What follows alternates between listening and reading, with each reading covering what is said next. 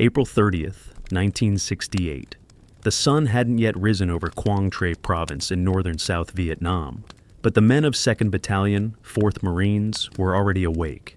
They had been awake for 36 hours straight, exhausted from a brutal night march through enemy territory, harassed by North Vietnamese army troops firing at them from the darkness, pushing themselves to the breaking point just to reach their base camp alive. They called themselves the Magnificent Bastards. It was a nickname earned through 2 decades of hard fighting, from the Pacific Islands of World War II to the frozen mountains of Korea to the rice paddies and jungles of Vietnam. Battalion 2-4 had a reputation. They were tough, they were aggressive.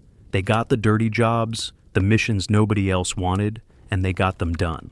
But on this morning in late April, even the Magnificent Bastards were tired, bone tired. The kind of exhaustion that comes from weeks of constant patrolling in War Zone Delta, the area just south of the demilitarized zone that separated North and South Vietnam.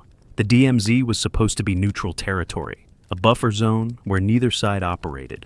In reality, it was a highway for North Vietnamese troops infiltrating south, a staging area for attacks, a sanctuary where the enemy could mass forces and plan operations, knowing that American troops couldn't cross the line to engage them.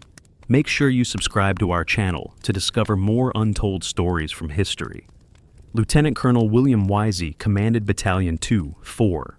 At 36 years old, he was young for a battalion commander, but he'd proven himself in previous commands, had earned the respect of his Marines through competence and courage. Wisey understood his mission. His battalion was responsible for security in the Napoleon/Saline operational area, the region east of Dong Ha Combat Base, extending to the South China Sea. They were the cork in the bottle, the force that prevented North Vietnamese troops from sweeping down from the DMZ and threatening the vital logistics base at Dong Ha. Dong Ha was critical to the entire American war effort in northern South Vietnam. It sat at the junction of the Bo Dieu River and Highway 1, the main north-south road. Supplies came up the Cua Viet River from the South China Sea, transferred to the Bo Dieu River, moved upstream to Dong Ha, then distributed by road and helicopter to Marine combat bases strung along the DMZ. Places like Khe Sanh, which had just endured a 77-day siege, Camp Carroll with its long-range artillery, the Rock Pile, Con Tien, fire support bases with names that would become legendary in Marine Corps history. All of them depended on supplies flowing through Dong Ha. If the North Vietnamese could capture Dong Ha, they'd cut the logistics lifeline to every Marine position west of there. The combat bases would be isolated, unable to be resupplied except by air, vulnerable to being overrun one by one. It would be a disaster. And in late April 1968, intelligence indicated that's exactly what the North Vietnamese were planning. The Tet Offensive had stunned America just 3 months earlier. On January 30th, during the Tet holiday truce, Communist forces had launched coordinated attacks on cities and military installations throughout South Vietnam. Viet Cong sappers had even penetrated the American embassy compound in Saigon, fighting inside the embassy grounds for hours before being killed. The offensive had been repulsed everywhere, with catastrophic casualties for the Communists. But the psychological impact was enormous. Americans watching television news saw enemy soldiers fighting in the embassy they thought was secure, saw battles raging in cities they'd been told were pacified. Support for the war began to collapse. Now, in late April, intelligence suggested the North Vietnamese were preparing a second wave of attacks, what would become known as Mini Tet. This time, the target wasn't cities in the south. The target was the northern provinces, Quang Tri and Thu Thien, where American combat power was concentrated. The North Vietnamese 320th Division, fresh units from the north, were moving into position. Their objective was to overrun American positions, capture territory, inflict maximum casualties, and demonstrate that even after the disaster of Tet, the Communists could still mount major offensive operations. Wisey's Marines had been patrolling aggressively, trying to locate enemy forces before they could mass for attacks. On April 29th, one of his companies had made contact with North Vietnamese troops northeast of their position. The engagement had been sharp but inconclusive. The enemy had broken contact and withdrawn, leaving behind blood trails and equipment, but no bodies. The North Vietnamese were good at recovering their dead and wounded, denying the Americans both intelligence and propaganda value. That night, the entire battalion had conducted a forced march back to their base camp near the village of Bac Vong, moving through darkness while enemy forces harassed them with sporadic fire. It was exhausting, nerve-wracking work.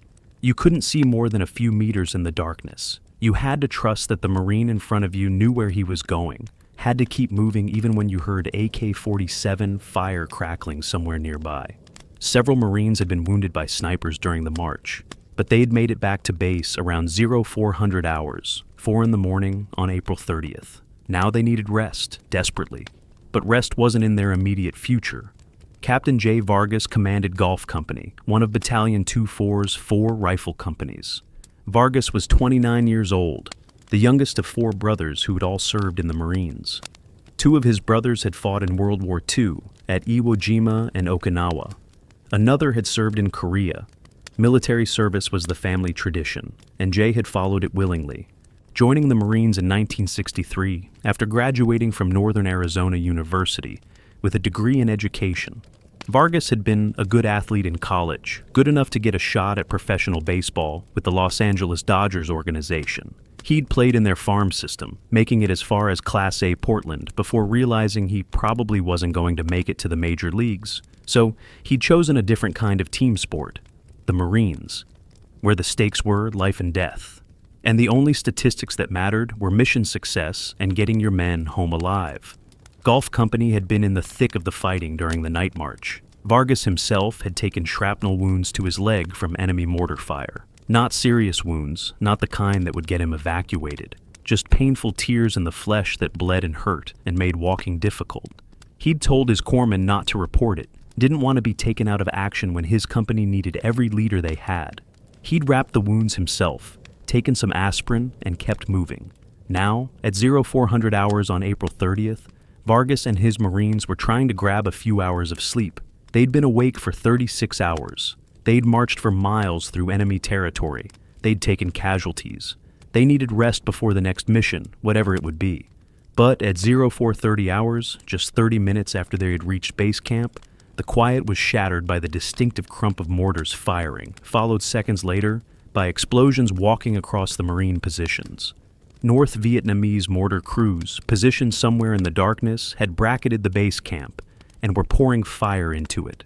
High explosive shells detonated among the Marines, throwing shrapnel, tearing through canvas shelters, killing and wounding men who'd barely had time to lie down. Vargas rallied his company, getting them into fighting positions, preparing for what he knew was coming next. The mortar barrage was prep fire, softening up the target before an assault. Sure enough, within minutes, small arms fire erupted from the tree lines around the base. North Vietnamese infantry, probing the perimeter, testing for weak spots, maybe preparing for a full assault. The Marines returned fire, their M16s and M60s hammering away at muzzle flashes in the darkness. Mortarmen fired illumination rounds, flares that popped and drifted down on parachutes, casting harsh magnesium light over the battlefield. In that light, the Marines could see enemy soldiers moving, could engage them effectively. The North Vietnamese assault never fully developed. After perhaps 30 minutes of heavy fire, the enemy broke contact and withdrew, leaving the Marines to count their casualties and wonder what came next. At 0700 hours, 7 in the morning, the answer arrived. A patrol boat, a Navy PBR operating on the Bo Dieu River northeast of their position, radioed that it was under heavy fire from enemy forces in the hamlet of An Lac. The PBR had taken rocket-propelled grenades and recoilless rifle fire, heavy stuff, indicating a significant enemy presence. Shortly afterward, an LCU, a larger Navy landing craft, was ambushed at the junction of the Bo Dieu and Qua Viet rivers. The LCU took severe damage. 1 sailor was killed, 6 more wounded. The enemy had brought major forces into the area overnight, forces capable of threatening the vital river supply route. Lieutenant Colonel Wisey received orders from his higher headquarters. Battalion 2-4 would investigate. They'd locate the enemy forces, determine their strength and intentions, and engage them. It was a mission tailor-made for the magnificent bastards. Find the enemy and kill them. Simple. Brutal. Exactly what Marine infantry did. But Weiss and his staff were worried.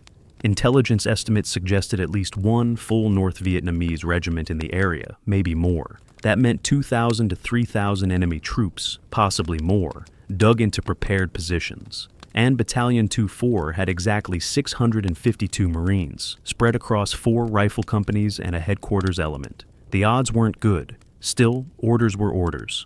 Wise issued his commands. Hotel Company would investigate the enemy positions around Dong Xuan village.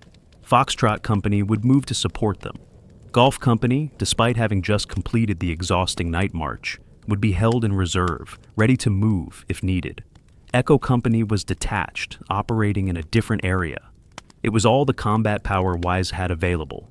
At 0900 hours, Hotel Company moved out, riding on Amtraks, amphibious tractors that could swim through water and drive across land. They were heading toward contact, toward an enemy force of unknown size dug into fortified positions. The Battle of Dai Do was about to begin. The rice paddies northeast of Dong Ha stretched flat and green to the horizon, peaceful looking in the morning sunlight. But looks were deceiving. Those paddies were laced with hedgerows, dense vegetation that provided perfect cover for defensive positions. The hamlets scattered across the landscape weren't just clusters of peasant huts. They were fortresses, with bunkers and trenches and interlocking fields of fire that could turn any approach into a killing ground. The North Vietnamese had been preparing these positions for weeks, moving in at night, building fortifications, stocking ammunition and supplies. They'd done it right under the noses of the ARVN, the South Vietnamese army troops who were supposed to be providing security in this area. Either the ARVN hadn't noticed, or they'd noticed and hadn't done anything about it. Either way, the result was that a significant enemy force was now dug in just a few kilometers from Dong Ha, positioned to threaten the entire American logistics network. Hotel Company's Marines rode their Amtraks northeast toward Dong Xuan village. The Amtraks were ugly functional vehicles, essentially armored boxes on tracks with the ability to swim. They could carry about 20 Marines each, packed in tight, rifles between their knees, watching nervously out the open top as they approached the objective. Amtraks weren't fast, they weren't quiet, and their thin armor wouldn't stop much more than small arms fire. But they could get infantry across water obstacles and through soft ground where wheeled vehicles couldn't go, and that made them invaluable in the rice paddy country around Dong Ha. As Hotel Company approached Dong Xuan, they spotted enemy soldiers moving among the hedgerows. The company commander ordered his Marines to dismount and assault the position on foot. The Amtraks dropped their ramps, and Marines poured out, forming up quickly, moving toward the enemy position with their weapons at the ready. That's when the North Vietnamese opened fire. Machine guns hidden in the hedgerows began hammering away, their distinctive cyclic rate different from the American M60s, the sound that instantly told experienced Marines they were taking enemy fire. AK-47s crackled, RPD light machine guns rattled, mortar rounds began falling among the Marines, high explosive shells that detonated with sharp cracks, throwing shrapnel in all directions. Hotel Company went to ground, taking what cover they could find behind paddy dikes and in shallow depressions. They returned fire, but they couldn't see clear targets. The enemy was well concealed, firing from prepared positions, using the hedgerows for cover. It was a classic ambush, the kind of fight the North Vietnamese excelled at. Let the Americans come into the kill zone, then hit them with overwhelming fire from concealed positions. The Marines called for air support and artillery. Within minutes, jets were inbound, F-4 Phantoms screaming down to drop bombs and napalm on the suspected enemy positions. Artillery batteries at Dong Ha fired mission after mission, high explosive shells walking through the hedgerows, trying to suppress the enemy fire. And still, the North Vietnamese kept fighting, kept pouring fire into Hotel Company's positions. Lieutenant Colonel Wise, monitoring the situation from his command post, realized Hotel Company was in trouble. They were pinned down, taking casualties, unable to advance or withdraw without being cut to pieces. He ordered Foxtrot Company to move forward and support Hotel, to hit the enemy positions from a different angle and relieve the pressure. Foxtrot Company mounted their Amtraks and moved out, heading toward the sound of the guns. They crossed a stream west of Hotel Company's position and deployed for an assault on Dong Xuan from a different direction. The plan was for both companies to attack simultaneously, catching the North Vietnamese in a pincer overwhelming them through coordinated fire and maneuver. At 1400, hours 2 in the afternoon, both companies launched their assault. Hotel Company pushed forward, Marines firing and moving, using the cover of artillery strikes to close with the enemy positions. And for a while, it worked. Hotel Company fought their way into Dong Xuan, clearing bunkers, killing enemy soldiers, securing a foothold in the hamlet. By 1500 hours, they'd taken the objective. Dong Xuan was theirs. But Foxtrot Company's assault on the main target, the hamlet of Dai Do just to the east, wasn't going as well. Dai Do was the key terrain, a larger village that anchored the North Vietnamese defensive line. Taking Dai Do meant breaking the enemy's hold on this area, opening up the approaches to the river, securing the logistics route. But Dai Do was heavily fortified, with bunkers and trenches and wire obstacles, defended by at least a full battalion of North Vietnamese troops. Foxtrot Company, riding their Amtraks toward Dai Do, came under devastating fire. Recoilless rifles, the North Vietnamese answer to American tank guns, began engaging the Amtraks. The first round hit an Amtrak dead center, the shaped charge punching through the thin armor, exploding inside the troop compartment, killing and wounding Marines. A second Amtrak was hit, its tracks blown off, leaving it immobilized in the middle of the paddy. The Marines inside bailed out, taking cover behind the disabled vehicle, pinned down by heavy machine gun fire. The rest of Foxtrot Company dismounted and tried to assault on foot, but the fire was too intense. Mortar rounds walked through their formation. Machine guns enfiladed their line of advance. RPG rockets streaked toward them, the rocket-propelled grenades trailing smoke, detonating among the Marines with devastating effect. Foxtrot was stopped cold, 300 meters short of Dai Do, unable to advance, unable to withdraw, caught in the open with casualties mounting. At 1600 hours, Lieutenant Colonel Weiss faced a difficult decision. He had 2 companies engaged. Hotel had taken Dong Xuan, but was isolated, surrounded by enemy forces. Foxtrot was pinned down short of Dai Do, taking heavy casualties. The enemy was obviously present in much greater strength than initial intelligence had suggested. This wasn't a probe or a spoiling attack. This was a full-scale North Vietnamese offensive, and Battalion 2-4 was right in the middle of it. Wise needed more combat power, needed to reinforce his engaged companies before they were overwhelmed. But he only had 1 company left, Golf Company.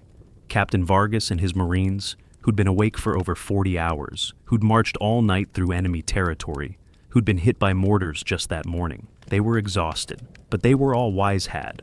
The orders came down at 1625 hours. Golf Company would move by Amtrak to a landing zone near Lam Xuan Hamlet, then assault toward Dai Do to relieve Foxtrot Company. It was a risky omission. The landing zone was hot, meaning under enemy fire. The assault would be across open rice paddies against a fortified enemy position. The odds of taking heavy casualties were high. But Foxtrot Company needed help, and Golf was the only unit available to provide it. Captain Vargas gathered his company and briefed them on the mission. His Marines looked at him with exhausted eyes, faces streaked with sweat and dust, uniforms soaked through from the night's exertions. They had already given everything they had. Now they were being asked to give more, and being Marines, they would. No complaints, no hesitation. Just grim determination to do the job and take care of their fellow leathernecks who were pinned down and bleeding. Golf Company mounted their Amtraks and headed toward Lam Xuan. Behind them, the sun was starting to descend toward the horizon. They'd be fighting into the evening, maybe into the night. Another night without sleep. Another night of combat. Another night of Marines doing impossible things, because that's what Marines do. As the Amtraks approached the landing zone, enemy fire erupted from the tree lines, machine guns, mortars, small arms. The North Vietnamese had observers watching every approach, had pre-registered artillery coordinates, knew exactly where to hit American forces as they moved. One of Golf Company's Amtraks was hit by recoilless rifle fire, disabled. Its Marines bailing out into a maelstrom of enemy fire. But Golf Company kept moving, kept pressing forward despite the fire, despite the casualties, despite the overwhelming odds. Because somewhere ahead of them, Foxtrot Company was pinned down and needed help. And Marines don't leave other Marines to die alone. The Battle of Dai Do was escalating. What had started as a reconnaissance patrol had become a major engagement. And as night fell on April 30th, 1968, both sides were reinforcing. Both sides were committed. The Marines were fighting to hold their positions and rescue their trapped comrades. The North Vietnamese were fighting to overrun Dong Ha and strike a major blow against American forces in northern South Vietnam. Over the next 3 days, this battle would produce some of the most intense combat of the entire Vietnam War. Hand-to-hand, fighting in bunkers and trenches. Marines using enemy graves as fighting positions. Bayonet charges across open ground. 2 Medal of Honor actions. And casualty figures that would shock even hardened combat veterans who thought they had seen everything this war could throw at them. The stage was set. The forces were engaged. And there was no turning back. While Golf Company fought to reach the trapped Foxtrot Company, Lieutenant Colonel Wise was dealing with another crisis. Echo Company, his 4th Rifle Company, was operating in a different area, had been pulled away on a separate mission. But with the situation at Dai Do deteriorating rapidly, Wise needed every rifle squad he could get. He needed Echo Company back, and he needed them now. Echo Company was commanded by Captain James Livingston. At 28 years old, Livingston was a Georgia farm boy who'd worked his way through college at North Georgia Military College, earning his commission through ROTC.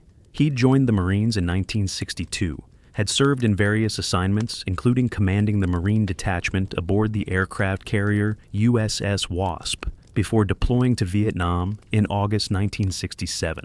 Livingston was a natural leader, the kind of officer who inspired confidence through competence and courage. He led from the front, never asked his Marines to do anything he wouldn't do himself, had proven his tactical acumen in numerous engagements over the previous months.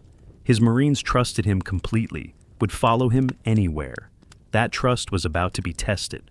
At 1800 hours on April 30th, Livingston received orders to move Echo Company to the Dai Do area immediately. They'd been operating several kilometers away, conducting routine patrols when the call came.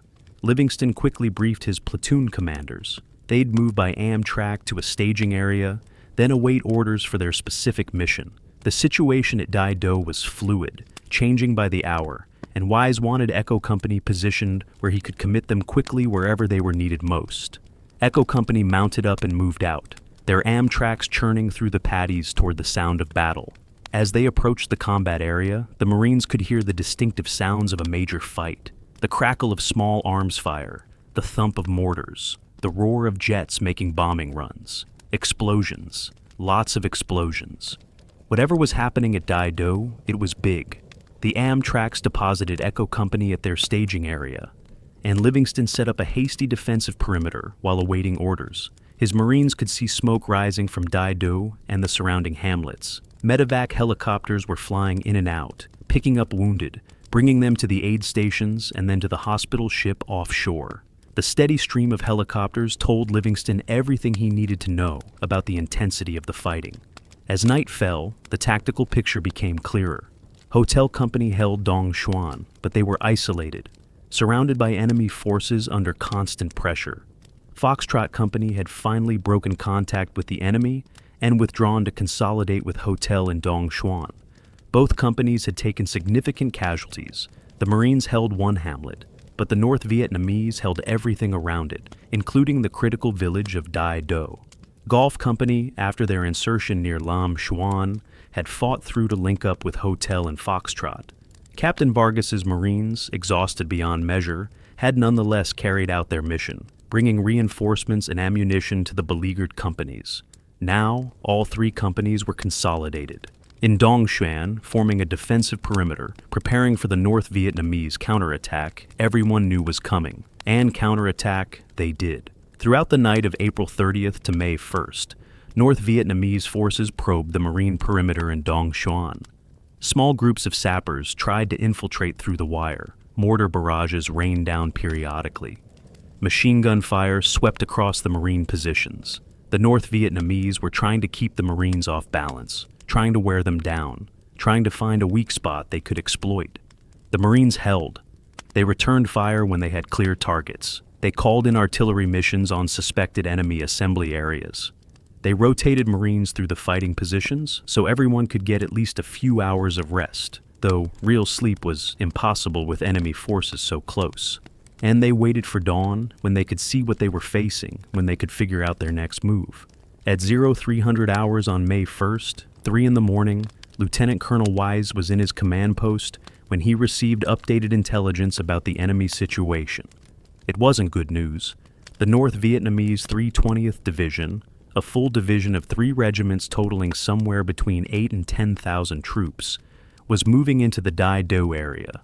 At least 2 of those regiments, the 48th and 52nd, were already in position around the Marine perimeter. A 3rd regiment, the 64th, was moving to block reinforcements from the south. This was far worse than anyone had anticipated. Battalion 2-4, with 652 Marines total, was facing a North Vietnamese division. The enemy had a 10-to-1 numerical advantage, maybe more. They had the advantages of prepared defensive positions, interior lines, and the initiative. They'd chosen this ground, had prepared it carefully, had lured the Marines into a trap. Wise needed a plan. The original mission of securing the river supply line was now secondary to the more immediate problem of survival. He had 3 rifle companies consolidated in Dong Xuan, surrounded by overwhelming enemy forces. He had Echo Company at a staging area nearby, available to commit, and he had virtually no reserves, no reinforcements readily available, no way to extract his Marines if things went completely sideways. The safe play would be to pull back, to withdraw his engaged companies to more secure positions, to call in massive airstrikes and artillery on Dai Do and the surrounding hamlets, to trade space for time and force preservation. But Wisey was a Marine. Marines don't retreat. Marines attack. And besides, withdrawing under pressure from an enemy force that size, across open ground, would be catastrophic. The North Vietnamese would turn it into a rout, would pursue and destroy the retreating Marines. No. The only way out was through. They'd have to attack, have to seize Dai Do, have to break the enemy's hold on this area through offensive action. At 0500 hours, Wise called Captain Livingston to his command post and gave him his orders. Echo Company would assault Dai Do at first light. They'd attack across 700 meters of open rice paddy, seize the village, and hold it against counterattacks. It was a desperate mission, a frontal assault against a fortified position defended by an enemy force of unknown but certainly superior size. The casualty estimates were grim, but someone had to take Dai Do, and Echo Company was fresh, was at full strength, was commanded by an aggressive officer who would lead from the front. Livingston took the orders without complaint. He understood the mission, he understood the risks, and he understood that sometimes Marines have to do impossible things because the alternative is worse. He returned to Echo Company and briefed his platoon commanders. They'd move out at 0500 hours, just before dawn. They'd attack with bayonets fixed, closing with the enemy, taking the fight to them at close quarters, where American marksmanship and aggressiveness could offset enemy numbers. At 0500 hours on May 1st, 1968, Echo Company formed up for the assault. 180 Marines. Average age maybe 20 years old. Most had been in Vietnam for months, had combat experience, knew what they were getting into. Some were brand new, fresh from the States, about to experience combat for the first time in the worst possible way. Captain Livingston stood in front of his company and gave them their orders. They were going to take Dai Do. The enemy would fight hard, Marines would be killed and wounded, but they'd take the objective because that's what Marines do. Then Livingston gave an order that sent chills down the spines of every man present. Fix bayonets. The last order given before a desperate assault, the signal that this was going to be close quarters work, that rifles and grenades and knives would all be needed before the day was done. Echo Company moved out as dawn broke over Quang Tri Province. They moved in tactical formation, squads spread out, weapons ready, every Marine knowing this was it, this was the real thing, this was going to be bad. Behind them, artillery began falling on Dai Do, prep fires designed to soften up the objective, to suppress enemy fire, to give Echo Company a chance. But everyone knew the artillery wouldn't kill all the defenders, wouldn't destroy all the bunkers, wouldn't make this easy. They'd covered about 200 meters, about a third of the way to Dai Do, when the North Vietnamese opened fire, and it was like walking into hell. The muzzle flashes erupted from Dai Do like a wall of fire. Machine guns, rifles, RPGs, mortars. Everything the North Vietnamese had concentrated on Echo Company as they crossed the open rice paddy. The distinctive crackle of AK-47s mixed with the heavier hammering of machine guns. Mortar rounds began falling among the Marines, marching explosions that killed and wounded men, that disrupted the assault formation, that turned the advance into chaos. Marines fell.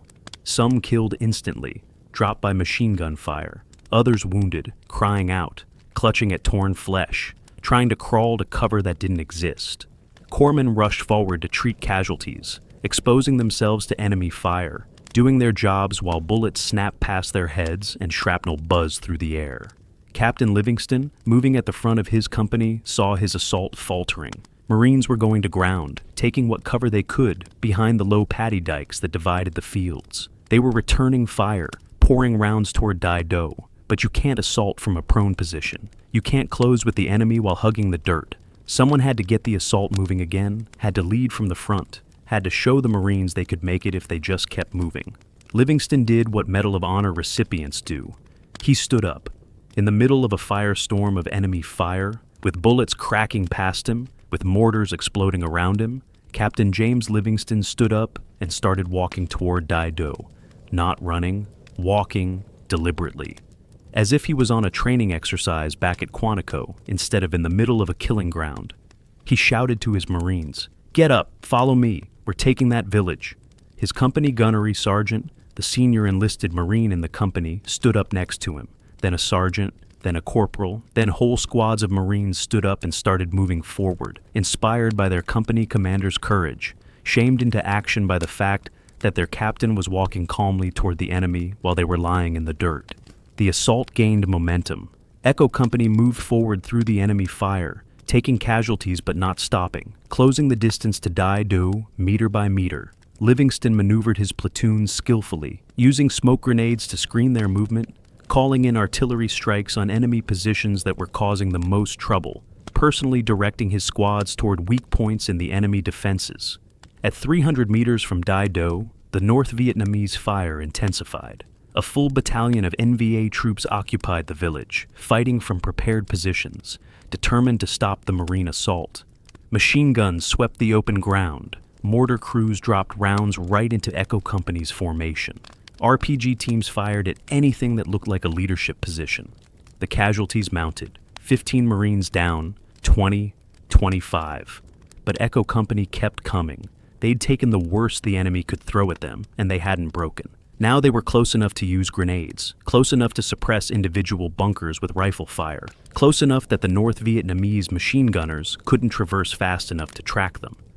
These here, Marines were in among the enemy positions, fighting at close quarters, exactly where they wanted to be. The fighting in Dai Do was savage. Marines cleared bunkers with grenades and rifle fire, shooting enemy soldiers who popped up from spider holes, engaging in brief, brutal firefights at ranges measured in meters. Livingston was everywhere, moving from position to position, directing his squads, personally throwing grenades into bunkers, firing his rifle at enemy soldiers, leading by example. At one point, Livingston saw one of his platoons pinned down by a particularly well-sighted machine gun position. The machine gun was firing from a bunker on the edge of the village, enfilading the Marine position, killing anyone who tried to move. Livingston grabbed 3 Marines and moved toward the bunker. As they approached, the machine gun turned on them, forcing them to ground. The 3 Marines with Livingston were hit immediately, wounded by the machine gun fire. Livingston was alone, 30 meters from a bunker with a heavy machine gun, in the open, with no cover. By all rights, he should have been killed. But he did something the North Vietnamese gunner didn't expect. He charged, alone, toward a heavy machine gun, with just his rifle and grenades. It was either completely insane or incredibly brave, and in combat, those two things are often indistinguishable.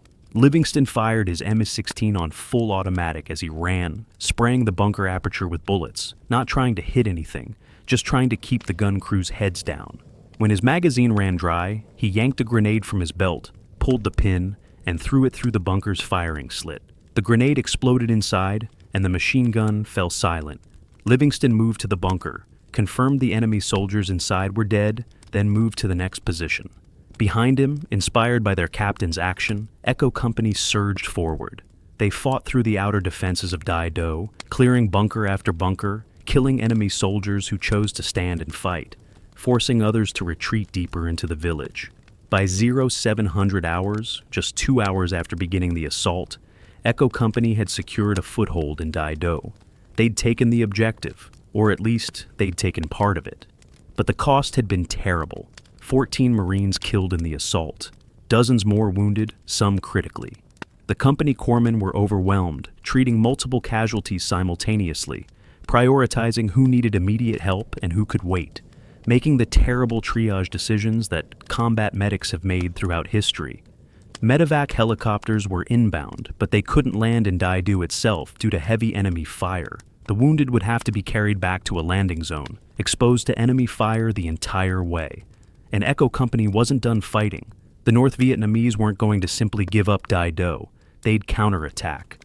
They always counterattacked.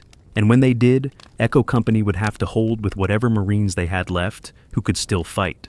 Livingston consolidated his position, establishing a defensive perimeter in the part of Dai Do they'd captured. He counted heads. Out of 180 Marines who'd started the assault, he had maybe 35 who were unwounded and combat effective.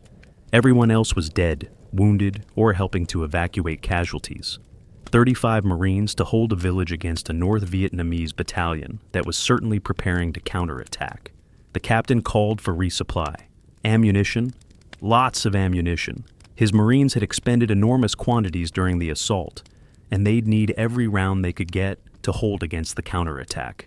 He called for artillery support, giving the Fire Direction Center coordinates for potential enemy assembly areas. He positioned his remaining Marines in the best defensive positions he could find, making sure they had interlocking fields of fire, making sure they could support each other. And then he waited.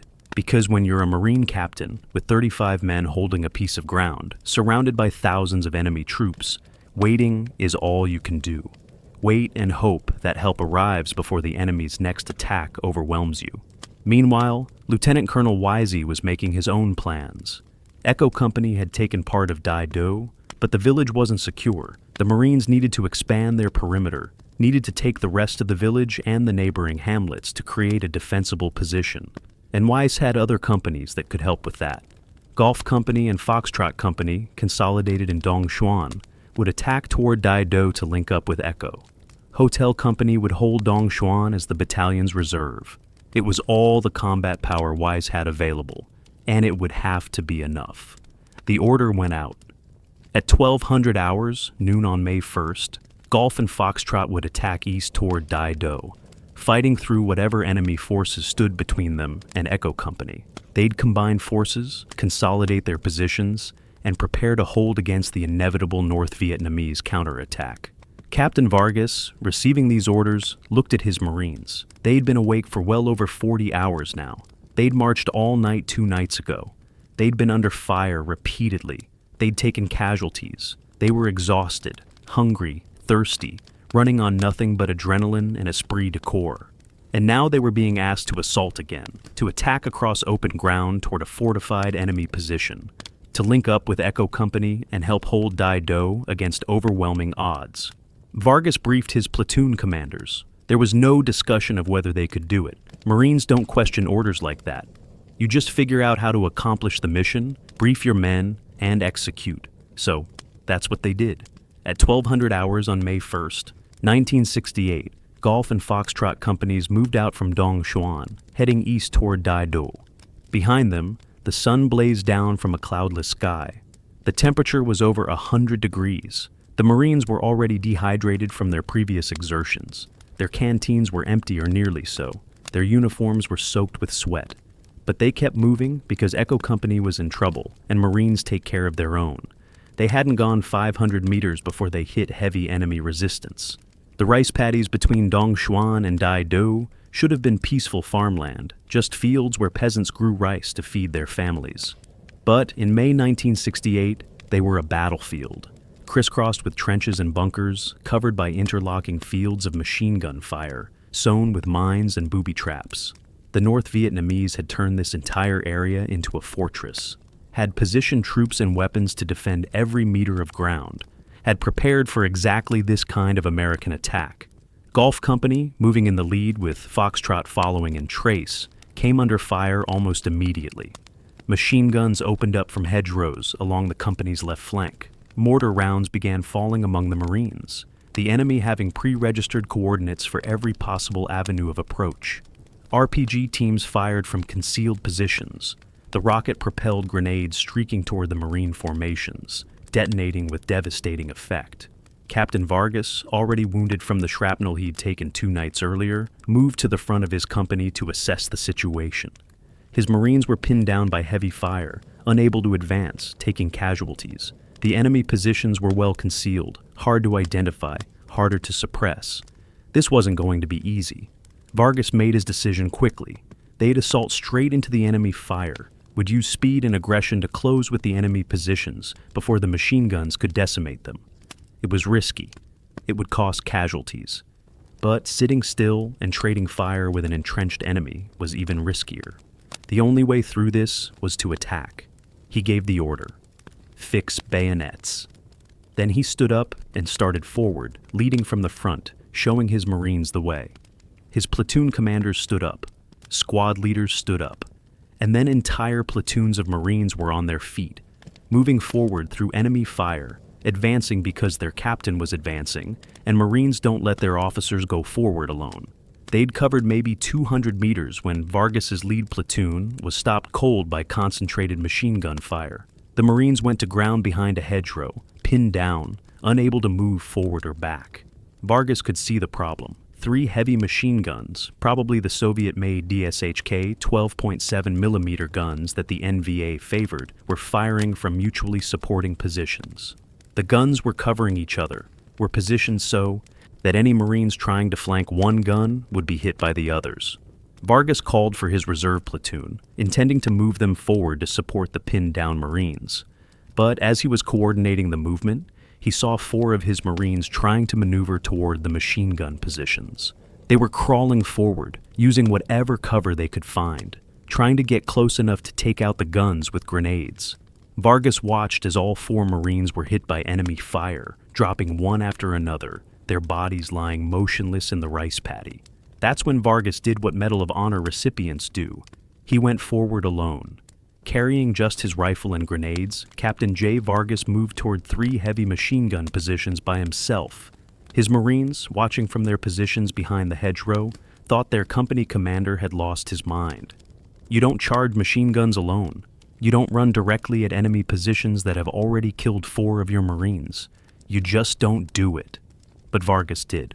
He moved fast, staying low, using every bit of micro-terrain for cover, firing his M16 as he went to keep the enemy's heads down. He reached the first machine gun position, a bunker with the gun barrel protruding from a firing slit. Vargas pulled a grenade, yanked the pin, cooked it off for 2 seconds so the enemy couldn't throw it back, then tossed it through the firing slit. The grenade detonated inside the bunker, silencing the gun. He moved immediately to the second position, not giving the enemy time to react, not giving them time to shift their fire to him. Same technique. Grenade through the firing slit, explosion. Gun silenced, then to the third position. By now, the North Vietnamese knew what was happening, were trying to bring fire to bear on this crazy Marine officer who was attacking their positions alone. Bullets kicked up dirt around Vargas's feet. He threw his last grenade, saw it detonate inside the third bunker, then dropped into the nearest trench to reload and catch his breath. He found himself face to face with a North Vietnamese soldier who was as surprised as Vargas was. Both men reacted instantly, the NVA soldier bringing up his AK-47, Vargas bringing up his M16. They fired simultaneously at point-blank range. The NVA soldier's burst went wide. Vargas's burst didn't. The enemy soldier went down, and Vargas moved on, clearing more of the trench, shooting enemy soldiers, throwing grenades into fighting positions, fighting his way through the enemy's defensive line single-handedly. Behind him, Golf Company surged forward. With the 3 machine guns silenced, the Marine assault gained momentum. Squads moved forward rapidly, clearing enemy positions, killing NVA soldiers who stood to fight, pushing through the defensive line. Vargas, still in the enemy trench system, kept fighting, kept clearing positions, kept killing enemy soldiers until he'd personally accounted for 14 dead, North Vietnamese in that trench complex. By the time Golf Company consolidated on the objective, Vargas was wounded again. Grenade fragments, this time from an enemy grenade that had landed near his position. The shrapnel tore through his leg and arm, painful wounds that bled heavily. His corpsmen tried to treat him, but Vargas waved him off. Other Marines needed help more than he did. He could still walk. He could still shoot. He could still command. That meant he wasn't wounded badly enough to leave the battlefield. Foxtrot Company, following Golf's assault, moved through and continued the advance toward Dai Do. The two companies were now working in tandem, one leapfrogging past the other, advancing steadily despite heavy resistance, grinding through the North Vietnamese defensive positions through sheer determination and firepower. At 1500 hours, 3 in the afternoon, Golf and Foxtrot made contact with Echo Company in Dai Do. Captain Livingston, who'd been fighting continuously since 0500 hours that morning, greeted Captain Vargas with a weary grin. Both men were wounded. Both men's companies had taken heavy casualties. Both men knew they weren't done fighting yet. The 3 Marine companies consolidated in Dai Do, establishing a defensive perimeter that encompassed the entire village and part of the adjacent hamlet of Dinh To. It was a larger perimeter than any single company could have held, gave them room to maneuver, gave them better fields of fire, but it also stretched their limited manpower thin. They had maybe 400 Marines left, who were combat effective out of the nearly 500 who'd started the day's fighting. The rest were dead, wounded, or evacuating casualties. Lieutenant Colonel Wise, monitoring the situation from his command post, knew his Marines had accomplished something remarkable. They'd assaulted across open ground against fortified positions defended by a numerically superior enemy. They'd taken the objective. They'd linked up their companies. They'd done everything that had been asked of them, and more. But Weisse also knew the worst was yet to come. The North Vietnamese weren't going to accept the loss of Dai Do without a fight. They'd counterattack in force, probably after dark, trying to overwhelm the Marine positions through weight of numbers. And when they did, Battalion 2-4 would have to hold with whatever they had left. As the sun began to set on May 1st, 1968, the Marines in Dai Do prepared for the night.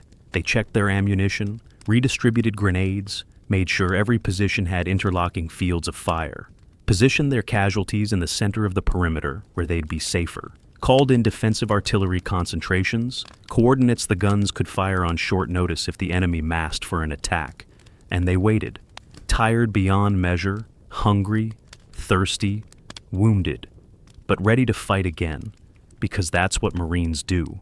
They hold the line. They don't break. They don't quit.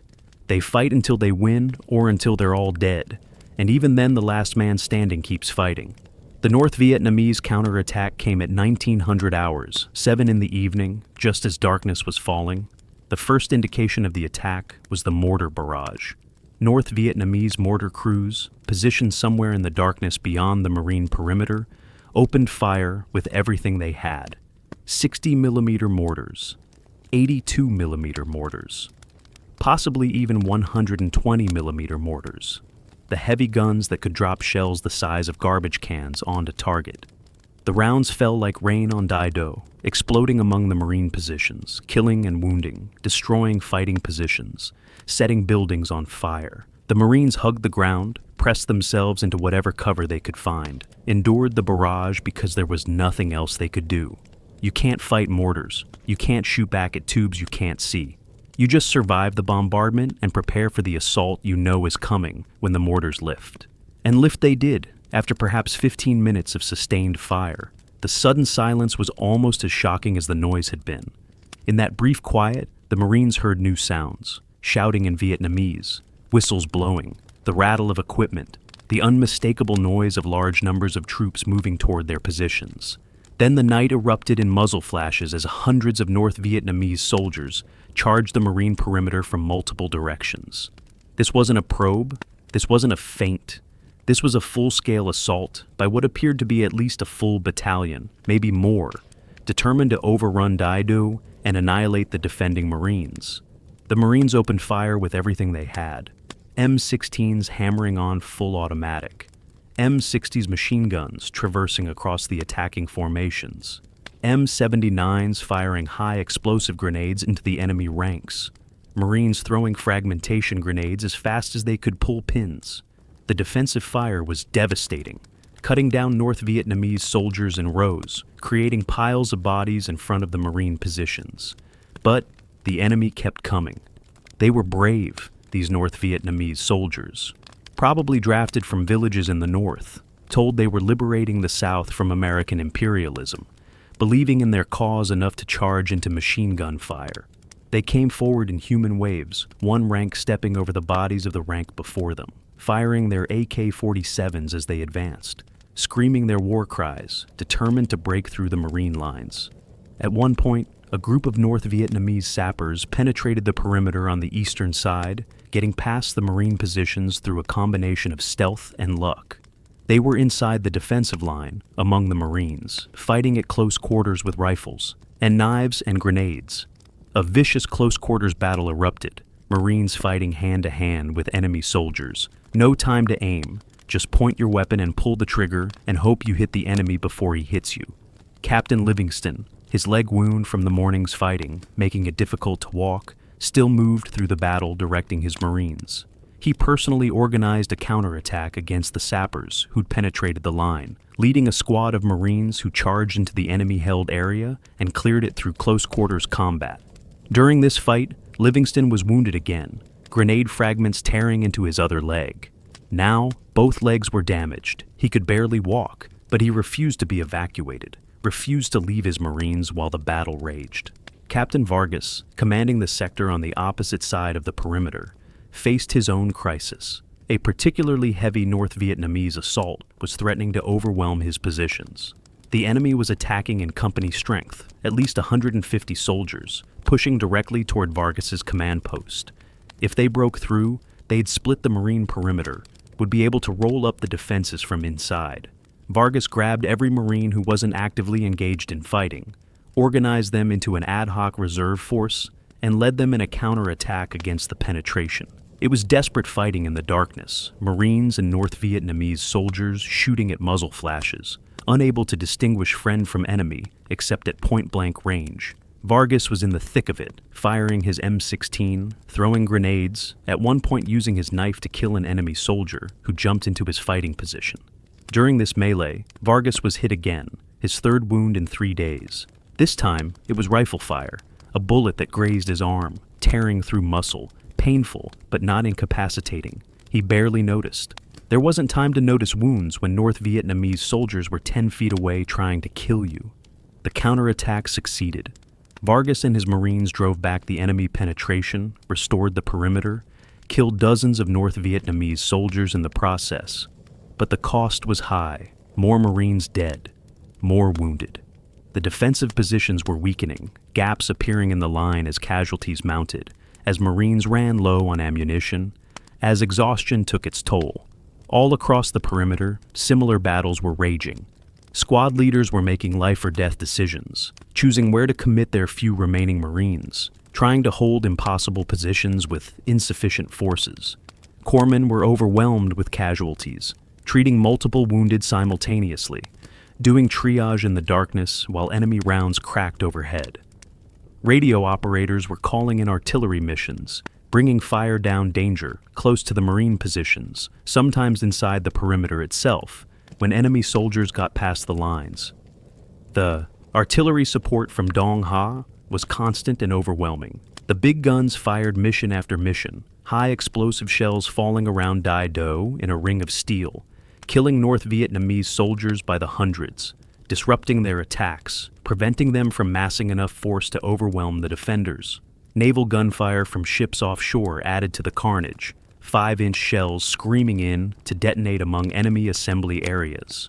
Air support flew constantly, jets dropping bombs and napalm, helicopter gunships making strafing runs with rockets and machine guns.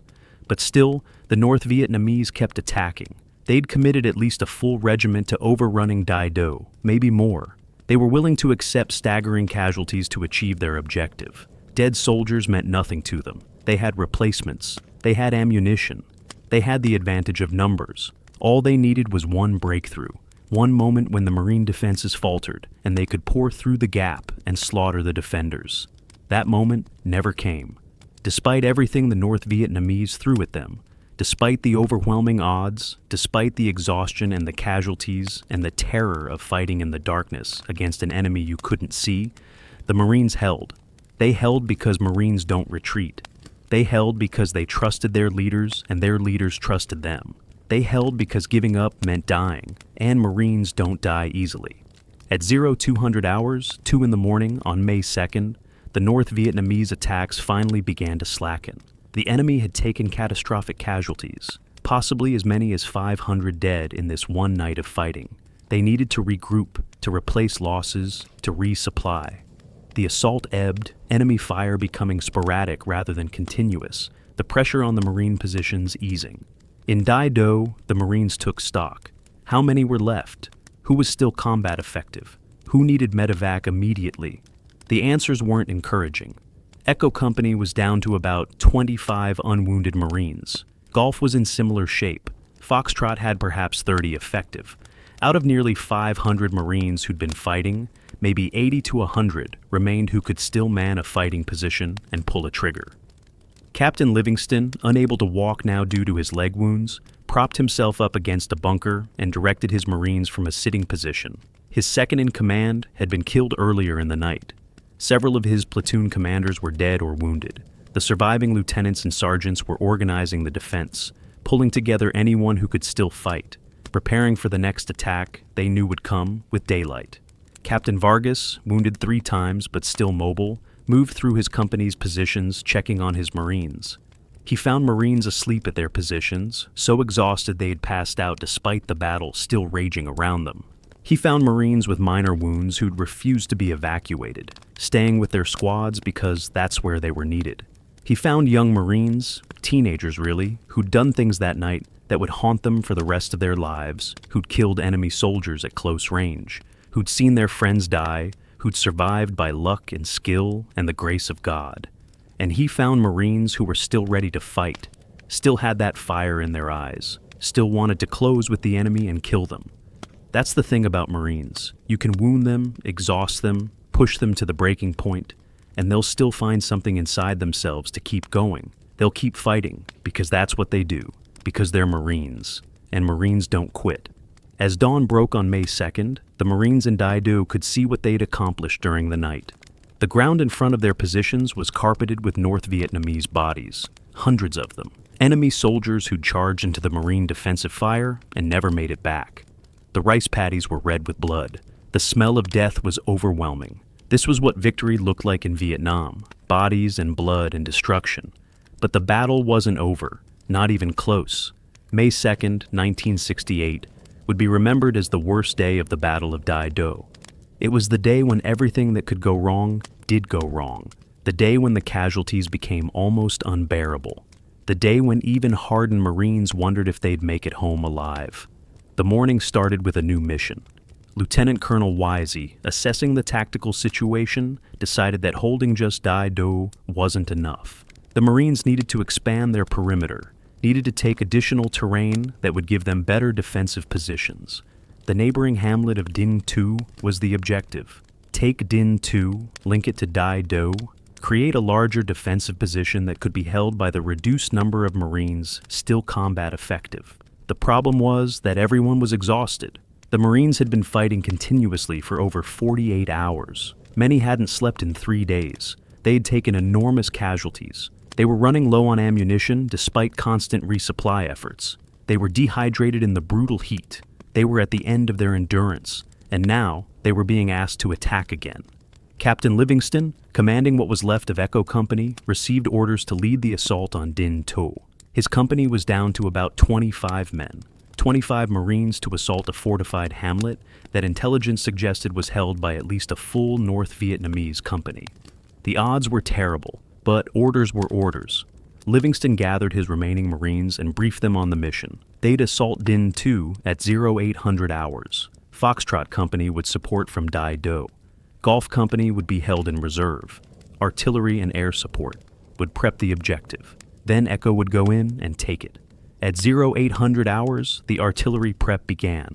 Shells rained down on Dinh To, high explosive rounds churning the earth, destroying buildings, hopefully killing North Vietnamese soldiers. Then, the artillery lifted, and Echo Company moved out. They'd barely left Dai Do's perimeter when they came under heavy fire, machine guns, mortars, small arms. The North Vietnamese had reinforced Dinh To overnight, had positioned fresh troops and weapons, were ready for the Marine assault. Echo Company went to ground immediately, unable to advance into that wall of fire. Livingston, watching from the command post because his legs wouldn't carry him anymore, radioed his platoon commander at the point of the assault. "Push forward. We need to take that hamlet." The young lieutenant tried, got his Marines up and moving, but the enemy fire was too intense. Marines were being hit, dropping, the assault stalling. That's when the North Vietnamese launched a counterattack. Fresh troops, possibly from the 64th Regiment, which had been held in reserve, came pouring out of Dinh To and neighboring positions. They weren't defending. They were attacking, moving toward the Marine positions in Dai Do, with the obvious intention of overrunning them, while Echo Company was strung out in the open. Livingston made an instant decision. He couldn't walk. His legs were torn up from multiple shrapnel wounds. But Echo Company needed him at the front, needed his leadership, needed him to organize the defense against this counterattack. So, he crawled. Captain James Livingston, company commander, Medal of Honor recipient to be, crawled out of the command post on his hands and knees and moved toward the sound of the heaviest fighting. He reached his Marines and found chaos. The North Vietnamese counterattack had hit them hard, had pushed them back, had threatened to separate them from the rest of the battalion. Marines were fighting in small, isolated groups. No coordination. Everyone just trying to survive. Livingston, despite his wounds and despite being unable to stand, took charge. He organized the Marines into cohesive defensive positions. He called in artillery fire on the attacking North Vietnamese. He personally directed machine gun fire onto enemy formations, all while sitting propped against a rice paddy dike because his legs wouldn't support his weight. The fight devolved into close quarters combat. North Vietnamese soldiers closed with the Marine positions, fighting with rifles and grenades at ranges measured in meters. Marines fought back with everything they had, shooting enemy soldiers at point-blank range, stabbing them with bayonets when rifles ran dry, fighting with their hands when they had no other weapons left. At one point during this melee, Livingston saw a North Vietnamese soldier charging directly at him, bayonet fixed, clearly intending to kill the Marine officer who was obviously directing the defense. Livingston grabbed his pistol, a .45 caliber M1911 that he carried as a backup weapon, and shot the enemy soldier twice in the chest at a range of maybe 5 feet. The NVA soldier went down, and Livingston kept fighting, kept directing his Marines, kept holding the line. Meanwhile, in Dai Do itself, Captain Vargas faced his own crisis. The counterattack wasn't just hitting Echo Company. It was hitting the entire Marine perimeter. Simultaneous assaults from multiple directions. The North Vietnamese throwing everything they had at the defenders in one massive effort to break through and destroy Battalion 2-4. Vargas, wounded 3 times, exhausted, running on pure adrenaline and stubbornness, moved through Golf Company's positions directing the defense. He'd lost most of his officers and senior NCOs. His company was down to maybe 20 effective Marines. But they held their sector, fought off wave after wave of North Vietnamese attackers, killed enemy soldiers by the dozens. During this fight, Vargas saw his battalion commander, Lieutenant Colonel Wise, moving forward to assess the situation firsthand. Wise was the kind of commander who led from the front, who needed to see what was happening with his own eyes, who wouldn't ask his Marines to go anywhere, he wouldn't go himself. But being at the front when the enemy's attacking is dangerous, even for lieutenant colonels. A North Vietnamese machine gun opened fire on Wise's position, the heavy bullets kicking up dirt, forcing the battalion commander and his radio operator to take cover. Then an enemy soldier, possibly a sniper, shot Wise 3 times in the back. The wounds were serious, potentially fatal. Wise went down, his radio operator going down with him, both men hit. Vargas saw it happen.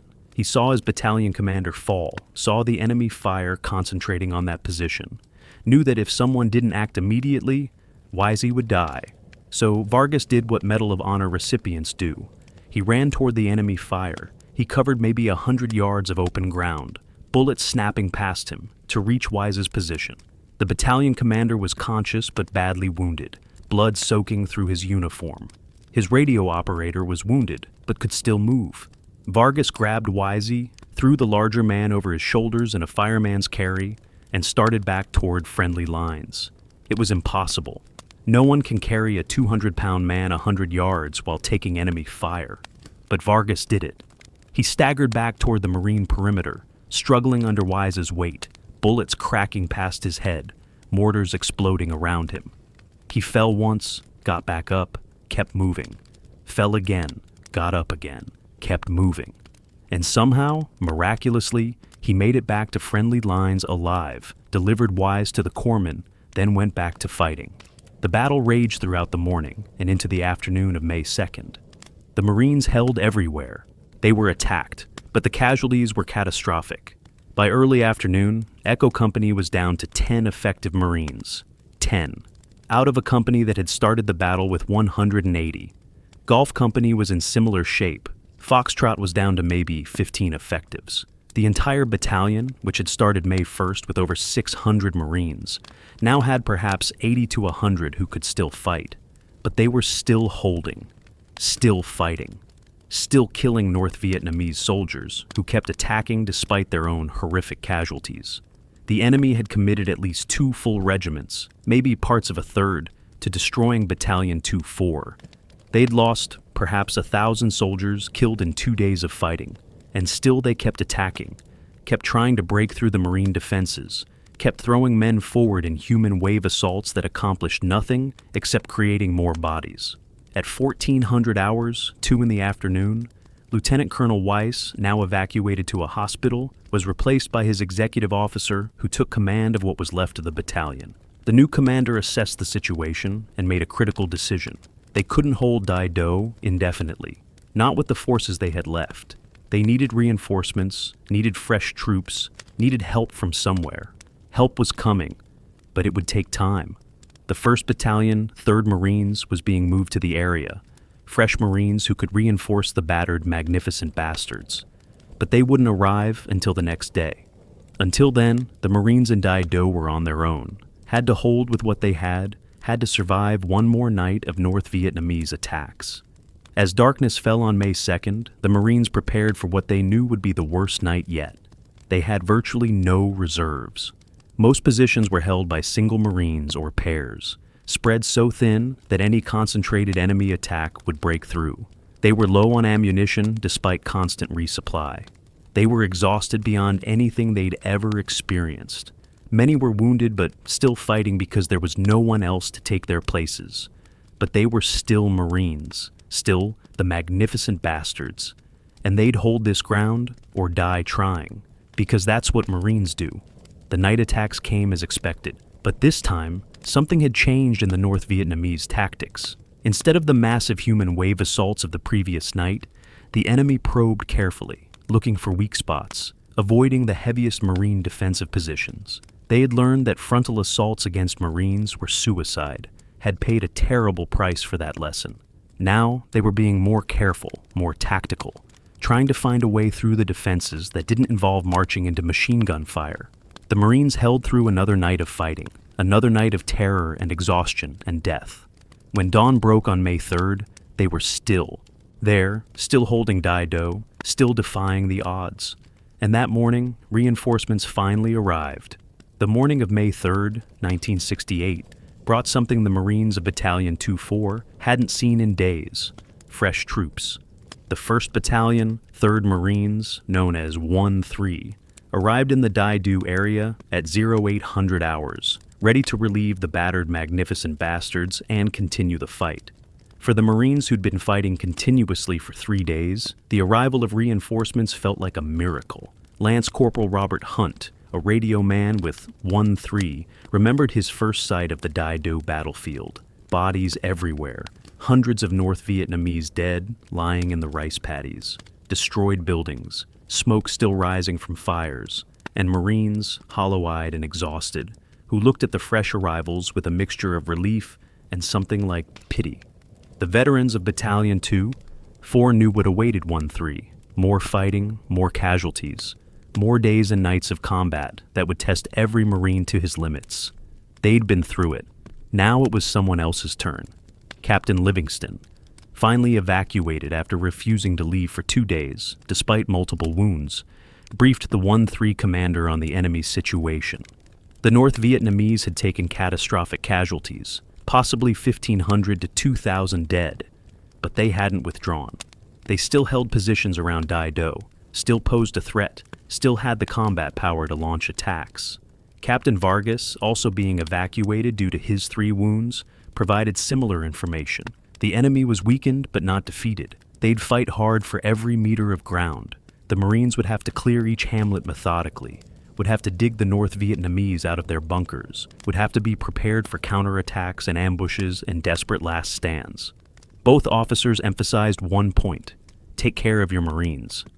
This battle had shown that leadership mattered, that officers and NCOs who led from the front, who shared the dangers with their men, who made sound tactical decisions under pressure, kept their Marines alive. The new battalion moving into the area would need that kind of leadership if they wanted to accomplish the mission without catastrophic casualties. At 0900 hours, 1-3 began their sweep through Dai Do and the other hamlets still held by the North Vietnamese. They moved cautiously, using artillery and airstrikes liberally, not taking chances with an enemy that had proven itself both capable and determined.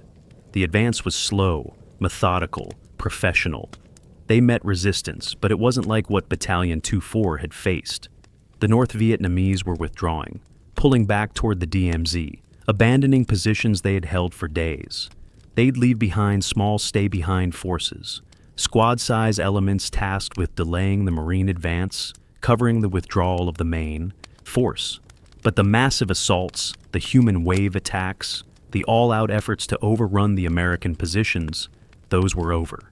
By mid-afternoon on May 3rd, 1-3 had swept through Dinh To, Thuong Do, and several other hamlets. They'd killed 39 more North Vietnamese soldiers, captured some equipment and documents, confirmed that the enemy was indeed withdrawing. The Battle of Dai Do was effectively over. The Marines had won, but the cost of that victory was almost incomprehensible. Battalion 2-4 had lost 81 Marines killed in action, 81 dead, out of a battalion of 652.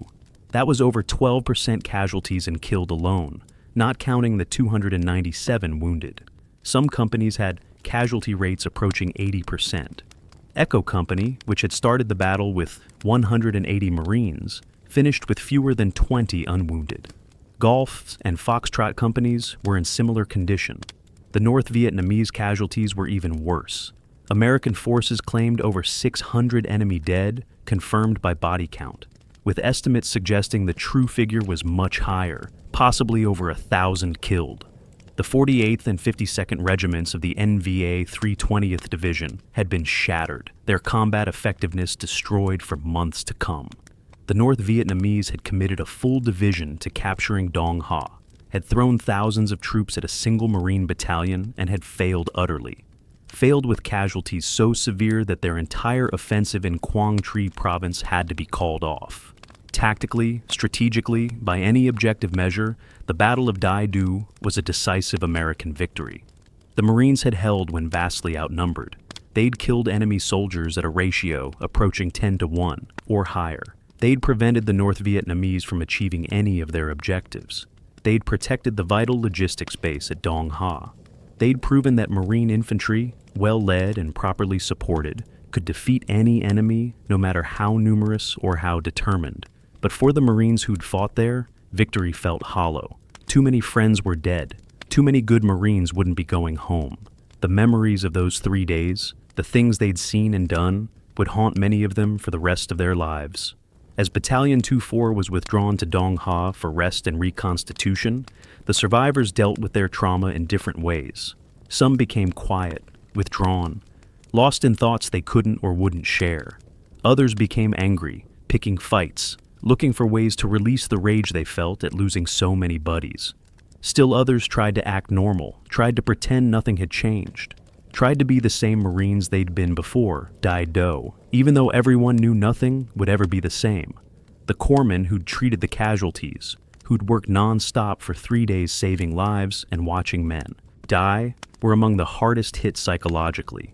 They'd done triage under fire, had made decisions about who to treat first and who to let die, had seen wounds that would give them nightmares for decades. Many of them would later be diagnosed with what we now call PTSD, though in 1968 there was no support system for combat trauma, no recognition that the invisible wounds of war could be as debilitating as physical injuries. For the two company commanders who'd led with such extraordinary courage, recognition was coming. Captain James Livingston and Captain J. Vargas would both be awarded the Medal of Honor for their actions at Dai Do. The citations would be written, the investigations would confirm their heroism. And 2 years later, in May 1970, both men would stand in the White House as President Richard Nixon placed the Medal of Honor around their necks. But on May 3, 1968, they were just two Marine captains recovering from their wounds, trying to process what they'd experienced, trying to understand how they'd survived when so many of their Marines hadn't. The Medal of Honor is the United States' highest military decoration, awarded for personal acts of valor above and beyond the call of duty.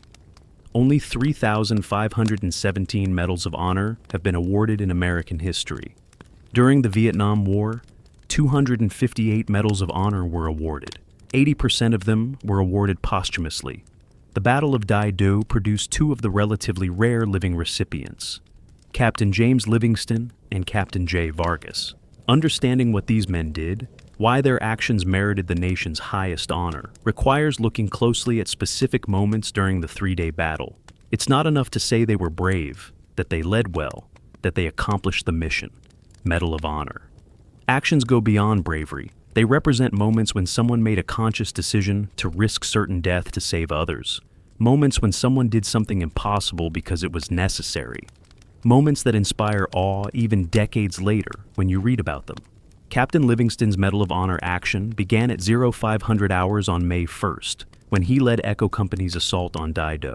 The citation focuses on several specific acts. First, his decision to stand up and walk toward the enemy position when his assault was faltering, exposing himself to heavy fire to inspire his Marines to advance.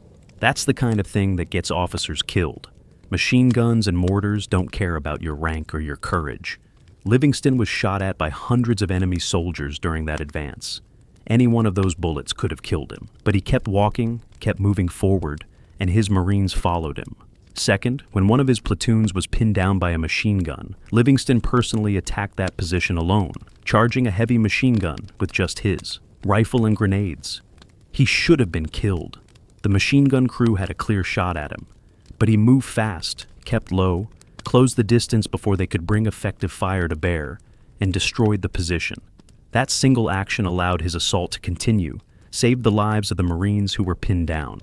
Third, and perhaps most significantly, Livingston continued to command after being wounded multiple times. He was hit by shrapnel twice on May 1st, wounds severe enough that most men would have accepted evacuation, but he refused to leave his Marines, refused to be taken out of the fight while his men needed him. Then, on May 2nd, wounded again and unable to walk, he crawled to the front to organize the defense against a North Vietnamese counterattack. Unable to stand, sitting propped against a rice paddy dike, Captain Livingston directed his Marines, called in artillery, personally engaged enemy soldiers with his rifle and pistol, held the line when the situation looked hopeless. The citation mentions that he killed an enemy soldier at point-blank range during this fight. What it doesn't mention is that Livingston was sitting down at the time, couldn't walk, could barely move, and still managed to outdraw a North Vietnamese soldier who charged him with a bayonet. That's the kind of situational awareness and combat skill that separates the exceptional from the merely good. Fourth, even after being wounded 3 times, even after his company was reduced to a handful of effective Marines, Livingston refused evacuation until he was ordered to leave by his battalion commander. He stayed with his men, kept fighting, kept leading, even when his wounds should have incapacitated him. That kind of dedication to mission and to Marines is what the Medal of Honor recognizes. Captain Vargas's Medal of Honor action spanned 3 days, from April 30th through May 2nd. Like Livingston, Vargas led from the front, exposed himself repeatedly to enemy fire, was wounded multiple times, but refused to leave his Marines.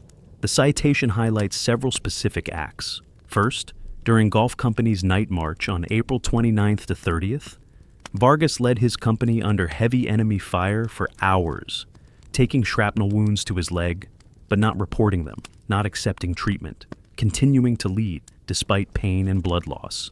That set the tone for everything that followed. His Marines saw their company commander take enemy fire, get wounded, and keep going. That example inspired them to keep going when their turn came. Second, on May 1st, when Golf Company's assault toward Dai Do was stopped by 3 heavy machine guns, Vargas personally attacked all 3 positions alone.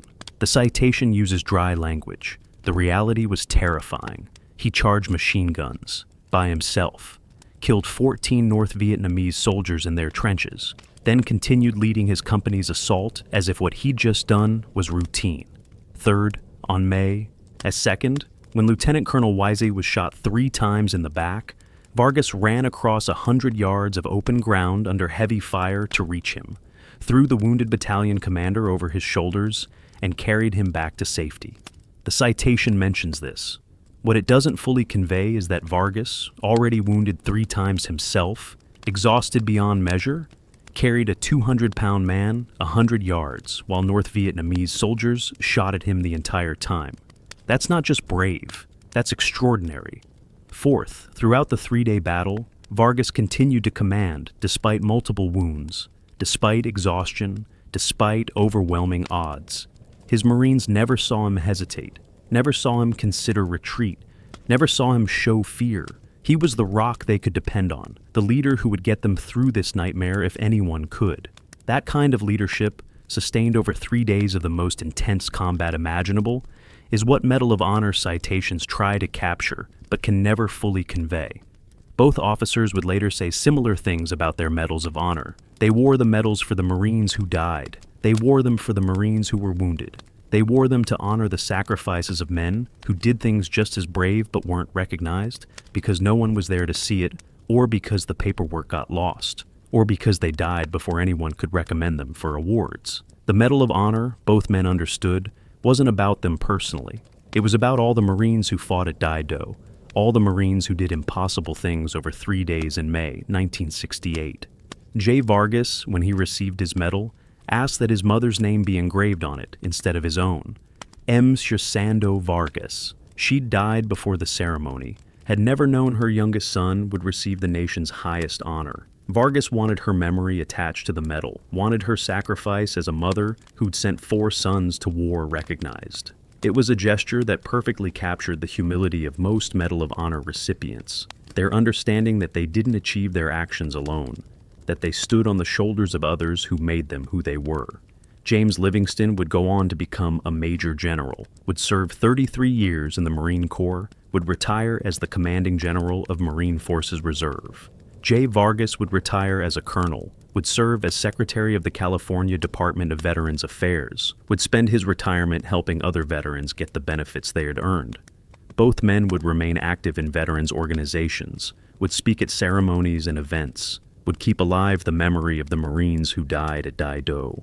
But in May 1968, they were just 2 wounded Marine captains lying in hospital beds, trying to recover from their injuries, trying to process what they had experienced, trying to understand why they'd survived when so many others hadn't. Behind every casualty statistic is a person, a life, a family, friends, dreams that would never be fulfilled. The 81 Marines killed at Dai Do weren't just numbers. They were sons and brothers and husbands and fathers. They were men who'd lived and loved and hoped for the future. Their deaths left holes in families that would never be filled, grief that would never completely heal. Lance Corporal Michael Thompson was 19 years old when he died on May 1st during Echo Company's assault on Dai Do. He'd grown up in a small town in Iowa, had been drafted 8 months earlier, had completed boot camp at Parris Island and infantry training at Camp Lejeune before being sent to Vietnam. His letters home talked about the heat and the bugs and how much he missed his girlfriend. His last letter, written 3 days before the battle, said he was counting down the days until he could come home, until he could see his family again. He was killed by a mortar round during the assault, died instantly, probably never knew what hit him. His parents received the telegram 2 weeks later. His girlfriend wore black to her high school graduation. His little brother would join the Marines 8 years later, would serve a full career, would retire as a sergeant major, carrying on the family tradition his big brother started. Corporal James Martinez was 21, from East Los Angeles, a squad leader in golf company. He joined the Marines right out of high school, had been in Vietnam for 7 months when Dai Do happened. Martinez was one of the Marines who followed Captain Vargas in the charge against the 3 machine guns, was hit by fire from the second position, died trying to reach his wounded buddies who were pinned down. His mother kept his Purple Heart and Bronze Star in a glass case in her living room for the rest of her life. His younger sisters would name their sons after him. His story would become part of the family history, passed down through generations, a reminder of the cost of freedom. Sergeant First Class William Henderson was 28, a career Marine, a veteran of multiple deployments. He'd survived more combat than most Marines ever see, had more time in Vietnam than the rest of his platoon combined. Henderson was known for taking care of his Marines, for making sure the new guys learned the lessons they needed to survive, for being the kind of NCO who led by example. He was killed on May 2nd, leading a counterattack against a North Vietnamese penetration of the line. He'd seen an enemy machine gun position that threatened his Marines, had grabbed 2 men and assaulted it personally, had killed the gun crew but been hit by return fire from a supporting position. He died doing what he'd always done, taking care of his Marines, putting their safety ahead of his own. Navy hospital man, Second Class Thomas Wilson, a 22-year-old corpsman from Philadelphia, was killed on May 2nd while treating wounded Marines. He'd been working non-stop for 2 days, had treated dozens of casualties, had moved from position to position under fire to reach wounded men.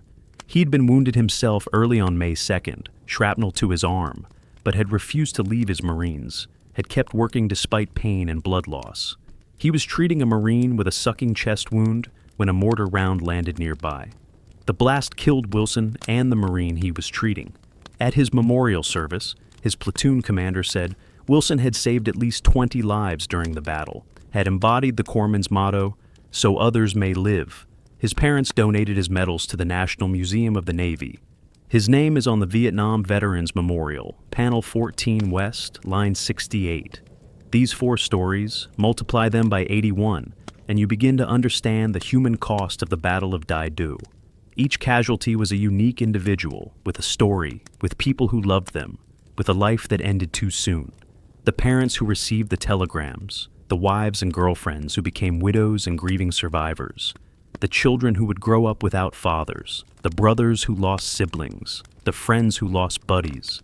The ripple effects of those 81 deaths spread across America, touching thousands of lives, creating grief that would endure for generations. The wounded, the 297 Marines who were hit but survived, carried their own burdens. Some wounds healed cleanly. Others resulted in permanent disabilities, amputations, chronic pain that would last a lifetime.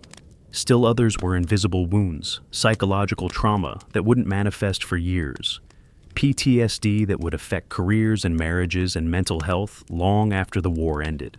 Lance Corporal David Chen, who'd been hit by shrapnel on May 1st, would spend 9 months in hospitals before being medically discharged. He'd lose partial use of his left arm, would struggle with chronic pain, would battle depression and substance abuse for years before finally getting help from the VA. He'd eventually get clean, get his life together, become an advocate for other veterans dealing with similar issues. But the road was long and hard, and there were times when he wondered if dying at Dai Do would have been easier than living with the aftermath. Corporal Robert Johnson, wounded twice during the battle, would return to duty after recovering, would complete his tour, would come home to a country that didn't particularly care about Vietnam veterans. He'd struggle to find work, would have trouble relating to people who hadn't experienced combat, would feel alienated and alone despite being surrounded by family and friends. Decades later, he'd finally talk about Dai Do with a VA counselor, would start processing the trauma he'd buried for 40 years. He'd say that the worst part wasn't the physical wounds. Those healed. The worst part was the guilt. Survivor's guilt. The feeling that he should have died instead of the Marines who were killed, that he didn't deserve to live when better men had died. That sentiment was common among Dai Do survivors. Many struggled with survivor's guilt, with the question of why they lived when their buddies didn't. There was no good answer, It was luck. It was chance. It was the random nature of combat, where a bullet or shrapnel fragment travels a few inches one way instead of another, and that determines who lives and who dies. Understanding that intellectually didn't help emotionally. The guilt remained, a burden carried for life. The corpsmen who survived faced their own particular hell. They'd made triage decisions, had chosen who to treat first, had essentially decided who would live and who would die when resources were limited. Those decisions were necessary, were the right calls given the circumstances, but they haunted the men who made them. Years later, some would still wake up at night thinking about Marines they couldn't save, wondering if they'd made the right choices, knowing that some of the men who died might have lived if circumstances had been slightly different. For the families of the dead, the Battle of Dai Do was a wound that never fully healed. Mothers who lost sons carried that grief for the rest of their lives. Wives who became widows struggled to move on, to rebuild their lives, to raise children alone. Children who lost fathers grew up with a hole in their lives, with only photographs and stories to know the men who'd given them life. Brothers and sisters who lost siblings felt the absence at every family gathering, at every holiday, at every major life event when they'd think, he should be here for this. The American flag that was folded and presented to grieving families became a symbol of sacrifice, a reminder of the cost of freedom, a tangible connection to sons and husbands and fathers who died far from home. Many families kept those flags in places of honor, in special cases, treasured possessions that represented their loved ones' service and sacrifice. Gold Star mothers, women who'd lost sons in combat, formed their own support networks, finding solace in talking with others who understood their grief. They'd attend memorial services, would honor their sons' memories, would make sure that the sacrifices of Marines, like those who died at Dai Do, were never forgotten. This was the true cost of the Battle of Dai Do, not just the tactical victory or the strategic importance, the human cost, the lives ended, the wounds physical and psychological, the families forever changed, the grief that would echo through decades. This is what war really means. Behind the statistics and the strategy, behind the medals and the glory, there are people whose lives are destroyed, whose families are shattered, whose futures are stolen. This is the price of freedom. This is what sacrifice means. And the Marines who survived, the ones who came home, carried that burden. Too. They'd been there. They'd seen their friends die. They'd done things that would haunt them forever. But they'd survived. And they owed it to the Marines who didn't make it to live good lives, to honor their memories, to make sure their sacrifices meant something. That's what veterans of Dai Do would say in later years. We lived for them. We lived the lives they never got to live. We had families they never had. We saw things they never saw. We did it for them, because they earned that through their sacrifice. The dead Marines of Dai Do lived on through the survivors, through their memories, through the stories told at reunions and memorial services, through the legacy of courage and sacrifice that would inspire future generations of Marines. Understanding any battle requires seeing it from both sides. The North Vietnamese who fought at Dai Do weren't mindless enemies, weren't evil caricatures. They were soldiers, professionals, fighting for what they believed was the liberation of their country from foreign occupation. Many of them were conscripts, drafted from villages in the north, given minimal training and sent south to fight. Others were volunteers, true believers in the communist cause, dedicated to reuniting Vietnam under Hanoi's control. All of them were human beings, with families and hopes and fears. The 320th Division was one of the North Vietnamese Army's elite formations. The division had a combat history stretching back to the war against the French, had fought at Dien Bien Phu, had earned a reputation as tough, reliable troops who could be counted on to accomplish difficult missions. When they were ordered south in early 1968 to participate in the May Offensive, the division's officers and men believed they were going to strike a decisive blow against the Americans, that they would capture Dong Ha and pave the way for a general offensive that would win the war. The reality they encountered was far different from what they'd been told. American firepower was overwhelming. The close air support, the artillery, the naval gunfire, all of it was beyond anything they'd experienced in previous battles. The Marines they fought were tough, well-trained, disciplined even under extreme pressure. The defensive positions that North Vietnamese planners thought would fall quickly turned out to be virtually impregnable when defended by determined troops with adequate support. North Vietnamese after-action reports, some of which were captured years later, tell a story of frustration and heavy casualties. Company commanders wrote about seeing their units decimated by artillery fire, about losing half their strength to air strikes before ever making contact with Marine infantry. Battalion commanders complained about inadequate intelligence, about not knowing how strong the Marine forces were, about being ordered to continue attacks even after it was clear the mission was failing. Private Nguyen Van Than, a North Vietnamese soldier who survived Dai Do and was captured months later in a different battle, described his experience to interrogators. He'd been part of the 52nd Regiment's assault on Dai Do on May 1st. His company had been ordered to attack across open ground toward the Marine positions. They'd practiced the assault in training, had been told they would overwhelm the defenders through superior numbers and revolutionary spirit. The reality was nothing like training. As his company advanced, American artillery began falling on them. Then jets appeared, dropping bombs and napalm. By the time they reached the Marine positions, Than's company had lost over half its strength, and they hadn't even begun the real fighting. The Americans were dug in behind rice paddy dikes and in bunkers, had machine guns covering every approach. Than's unit charged forward as ordered, took devastating casualties, briefly penetrated the Marine line, then were driven back by a counterattack. Of the 120 men in his company who'd started the assault, fewer than 30 were still combat effective by the end of the day. Than described the American Marines as fighters who never gave up, who counterattacked when they should have been retreating, who seemed to have unlimited ammunition and fire support. He said his officers kept ordering attacks even as the casualties mounted, kept insisting that one more effort would break through the American defenses. He said many of his comrades were angry at their commanders for wasting their lives in futile assaults, but discipline held, and they kept attacking because those were their orders. Another North Vietnamese perspective comes from documents captured after the battle. A political officer's diary described the May offensive around Dong Ha as a necessary effort to prove that the People's Army could still conduct major operations after the setback of Tet.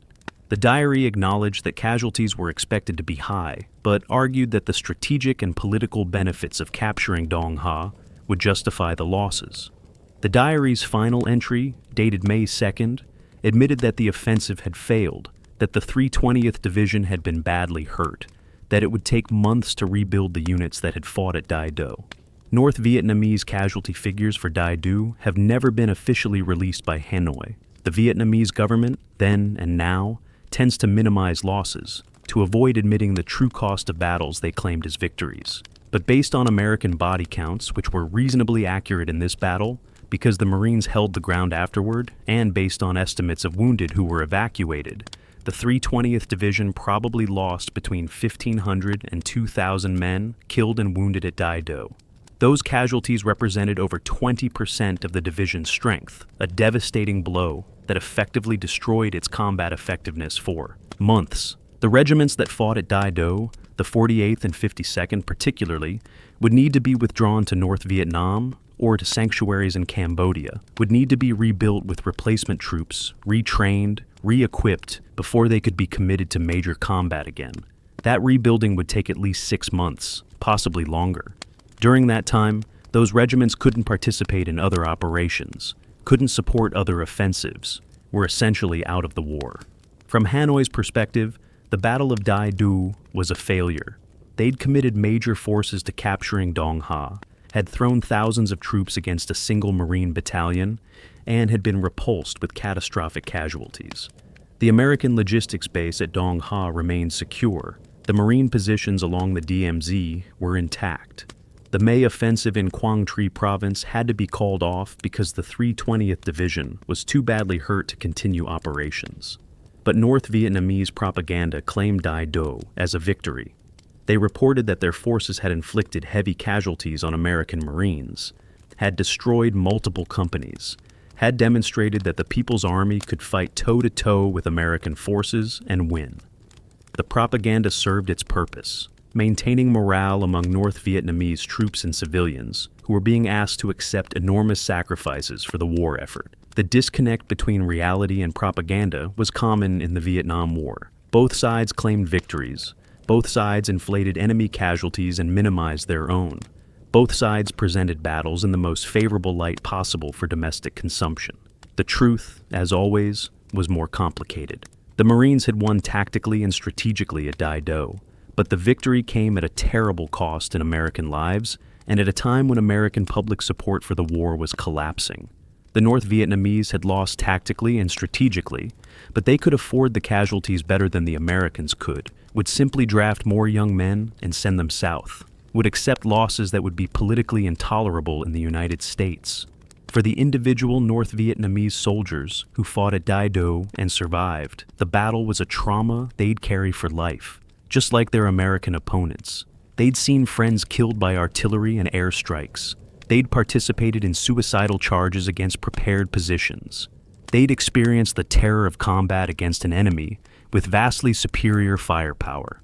Many would struggle with survivor's guilt, would wonder why they lived when better soldiers died, would carry psychological scars that communist Vietnam had even less capability to treat than America did.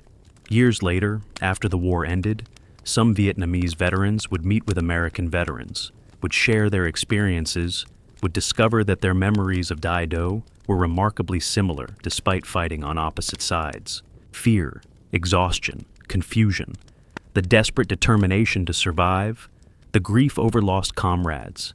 These were universal experiences, shared by soldiers on both sides, a reminder that war creates suffering, regardless of who wins or loses.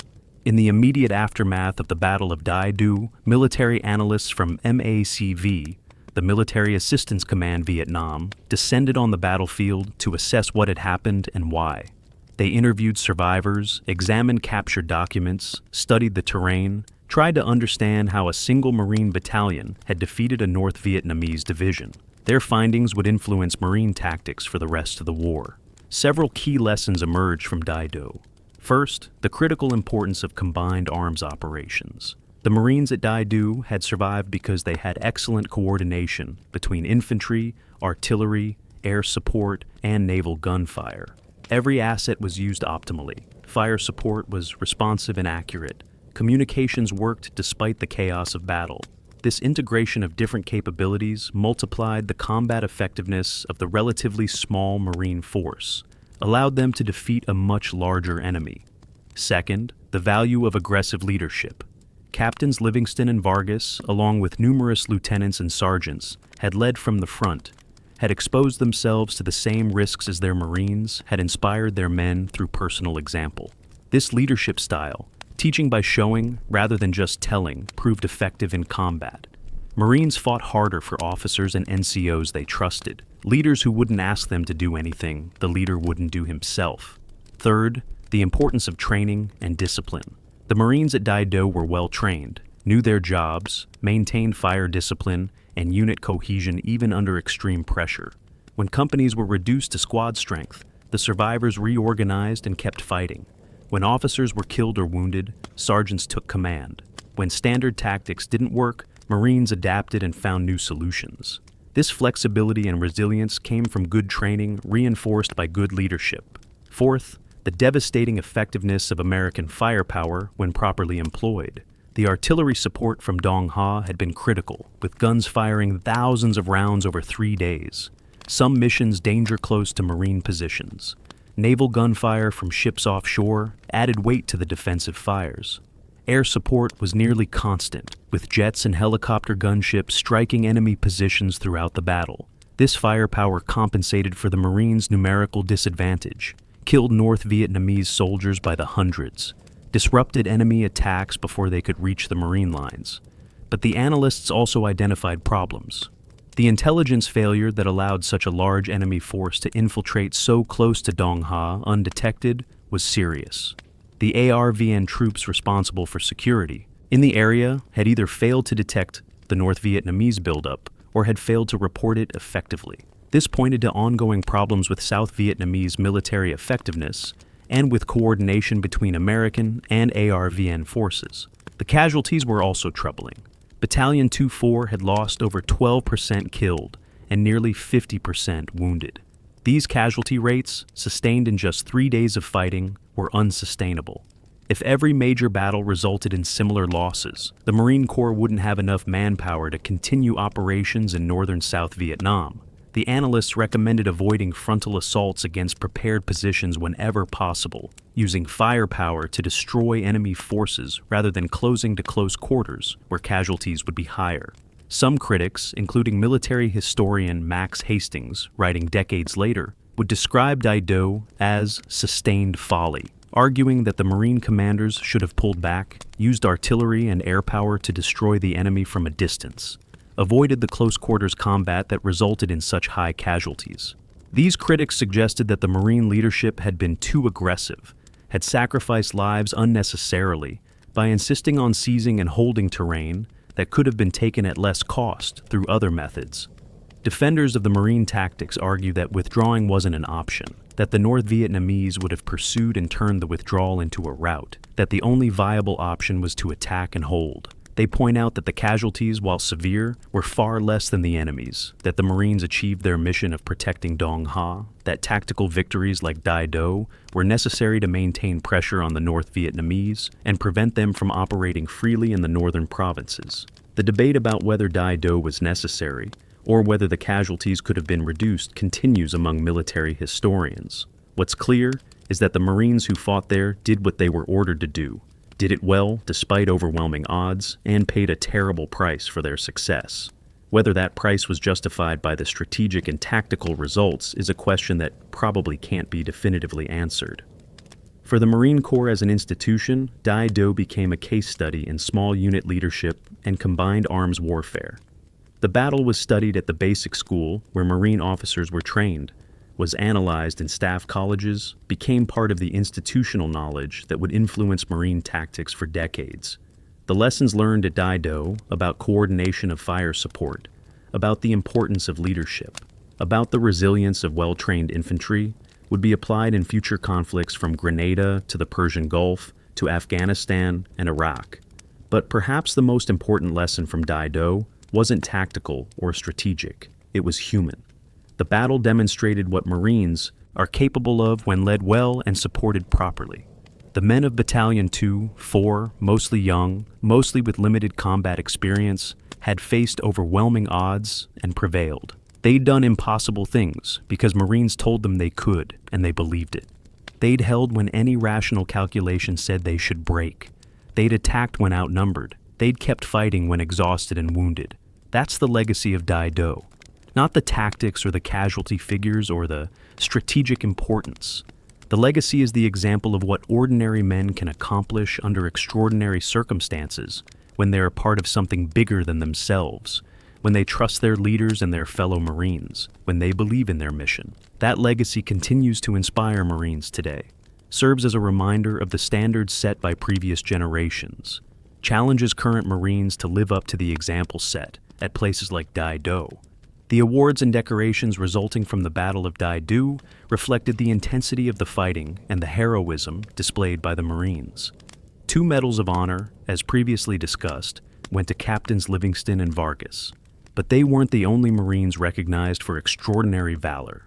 Lieutenant Colonel William Weiss, the battalion commander, received the Navy Cross, the nation's second highest decoration for valor. His citation praised his leadership under fire, his decision to remain at the front where he could personally assess the tactical situation, his courage in exposing himself to enemy fire to direct his Marines. The fact that Wisey was wounded 3 times and continued to command until he was finally evacuated demonstrated the kind of leadership that inspired his Marines to keep fighting. Numerous Silver Stars and Bronze Stars with V device for valor were awarded to junior officers, NCOs, and enlisted Marines who'd fought at Dai Do. Sergeant Michael Anderson received a Silver Star for leading a counterattack that restored the perimeter when enemy soldiers penetrated the defenses. Corporal James Wilson got a Bronze Star for destroying 3 enemy bunkers single-handedly during the assault on May 1st. Lance Corporal Robert Martinez received a Bronze Star for refusing evacuation despite being wounded twice, staying with his squad and continuing to fight. The unit awards were also significant. Battalion 2-4 received a Presidential Unit Citation, the highest unit award, for their actions at Dai Do. The citation praised the battalion's extraordinary heroism in combat against overwhelming enemy forces, noting that the Marines had displayed courage and determination of the highest order. The Presidential Unit citation meant that every Marine who served with Battalion 2-4 during the Battle of Dai Do was authorized to wear the distinctive ribbon, a permanent recognition of their participation in one of the war's most significant battles. But for many of the Marines who fought, at Dai Do, the awards and citations seemed inadequate to capture what they'd experienced. How do you reduce 3 days of hell to a paragraph in a citation? How do you capture the terror and the exhaustion and the grief in formal military language? The medals were appreciated, were worn with pride, but they couldn't bring back the dead, couldn't heal the wounds, couldn't erase the memories that would haunt survivors for decades. The formal memorial services held after the battle were important for the survivors. They needed closure, needed to honor their fallen comrades, needed to say goodbye to Marines who'd become like brothers. The services were simple. A rifle stuck bayonet first into the ground, a helmet balanced on the rifle butt, dog tags hanging from the rifle, boots placed in front, the symbol of a fallen Marine. Then a roll call, the sergeant calling out names, other Marines answering "here" or "present" for each name until he reached the names of the dead. Those names were called 3 times. Private Smith, silence. Private Smith, silence. Private Smith, silence. Then the mournful notes of taps played by a solitary bugler. These ceremonies were repeated for each of the 81 Marines killed at Dai Do. Each service was attended by survivors who'd known the fallen Marine, who'd fought beside him, who remembered him as a person rather than as a statistic. The services were cathartic, allowing Marines to grieve publicly, to share their sorrow with others who understood, to begin the healing process that would take years. For the families back home, memorial services were held in hometowns across America. Local VFW and American Legion posts organized services for their fallen community members. High schools where dead Marines had graduated held assemblies to honor them. Churches held special services. Communities came together to mourn their losses, to support grieving families, to honor sacrifice. But the reception Vietnam veterans would receive when they came home was complicated. Unlike World War II, veterans who returned to parades and universal acclaim, Vietnam veterans came home to a divided nation, to protests against the war, to a public that often couldn't distinguish between supporting the troops and supporting the war. Many veterans found that people didn't want to hear about their experiences, didn't want to be reminded of the war, treated Vietnam service as something shameful rather than honorable. This affected Dai Do veterans profoundly. They'd fought one of the most significant battles of the war, had displayed extraordinary courage, had defeated a numerically superior enemy against all odds. They deserved to be celebrated as heroes. Instead, many came home to indifference or hostility, to questions about why they'd participated in an unpopular war, to treatment that suggested their service was something to be hidden rather than honored. It would take decades for attitudes to change. The Vietnam Veterans Memorial, dedicated in Washington, D.C. in 1982, began the process of national recognition. The wall, as it became known, listed the names of all Americans killed in Vietnam, including the 81 Marines from Dai Do. Veterans could visit, could find the names of their fallen buddies, could touch the granite and remember. The memorial became a place of pilgrimage for Vietnam veterans, a place where their service was finally recognized, where they could grieve without judgment. Reunions of Battalion 2. 4 veterans began in the 1980s and continue today. These gatherings allow survivors to reconnect, to share memories, to support each other. The reunions are bittersweet. Each year, there are fewer attendees as age and illness take their toll. But for those who attend, the reunions are vital. A chance to be with the only people who truly understand what they experienced, who remember Dai Do not as history, but as lived experience. At these reunions, the survivors toast their fallen comrades, tell stories about Marines who died 50 years ago, but are remembered as if it were yesterday. They visit the names on the wall, making rubbings of names to take home. They ensure that the next generation knows about Dai Do, about what happened there, about why it mattered. They're determined that the Marines who died won't be forgotten, that their sacrifice will continue to be honored as long as any survivors remain alive. The 50th anniversary of the Battle of Dai Do in May 2018 saw special ceremonies at the National Archives and at Marine bases around the country. Brigadier General William Wool, retired, now in his 80s, attended to speak about the battle and the Marines who fought it. The few surviving veterans who could travel, attended, were honored, were finally given the recognition they deserved. The ceremonies acknowledged that Dai Do was one of the significant battles of the Vietnam War, that the Marines who fought there had displayed courage and determination worthy of remembrance. But for the veterans, the most meaningful recognition comes not from official ceremonies, but from knowing that other Marines remember. When a young Marine at Camp Lejeune learns about Dai Do in a leadership class, learns about Livingston and Vargas and the Magnificent Bastards, that's the recognition that matters. When the story is told to new generations, when the example is held up as the standard Marines should aspire to, that's the memorial the veterans of Dai Do value most. They fought for each other. They survived for each other. And they remember for each other. That's the real memorial to the Battle of Dai Do. Not monuments or medals, though those have their place. The real memorial is the bond between Marines, the shared understanding of what it means to face impossible odds and prevail, the knowledge that some things are worth fighting for, even when the cost is terrible. The Battle of Dai Do occupies a unique place in Marine Corps history. It wasn't the largest battle of the Vietnam War. It didn't have the strategic importance of Hue City or Khe Sanh. It didn't generate the media attention of other engagements. But for the Marines who study leadership and small unit tactics, Dai Do represents something important. It's a case study in how to win when everything is against you. 652 Marines defeated an enemy force 10 times their size. They did it through leadership, training, courage, and effective use of supporting arms. They held ground when they should have been overrun. They attacked when outnumbered. They kept fighting when exhausted and wounded.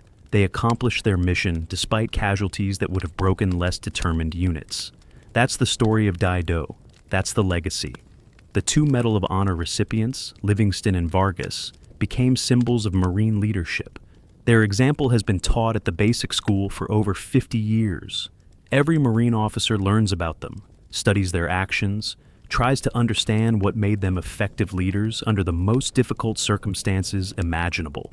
The lessons are clear: lead from the front, share the risks with your Marines, make sound tactical decisions even under extreme pressure, never give up, take care of your Marines above all else. The enlisted Marines and NCOs who fought at Dai Do left their own legacy. They showed what can be accomplished through determination and esprit de corps.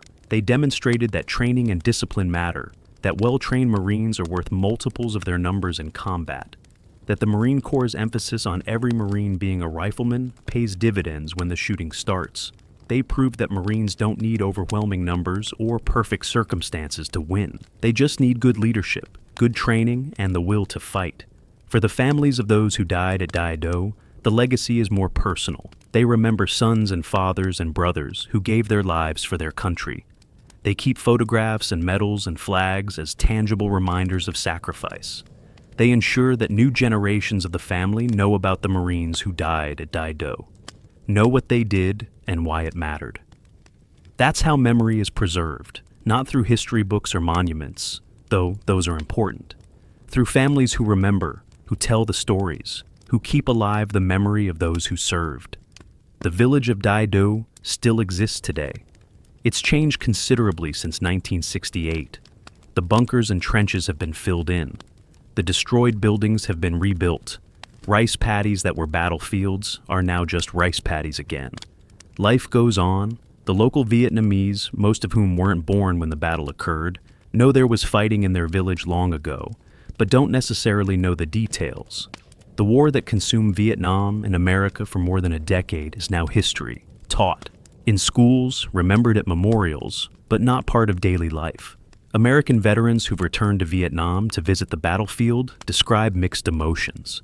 The place where such terrible things happened is now peaceful, even beautiful. The Vietnamese people they meet are friendly, welcoming, bear no animosity toward former enemies. It's hard to reconcile the peaceful farming village with memories of desperate combat, of friends dying, of the most intense fear and violence they'd ever experienced. But the visits provide closure for some veterans, a chance to see that life has gone on, that the sacrifice, while terrible, wasn't meaningless. The lessons of Dai Do continue to be relevant. Modern Marines deploying to Iraq and Afghanistan studied the battle, learned from the tactics and leadership decisions made by Battalion 2-4, the fundamental principles of infantry combat, leadership, combined arms operations. These things don't change much despite advances in technology and weapons.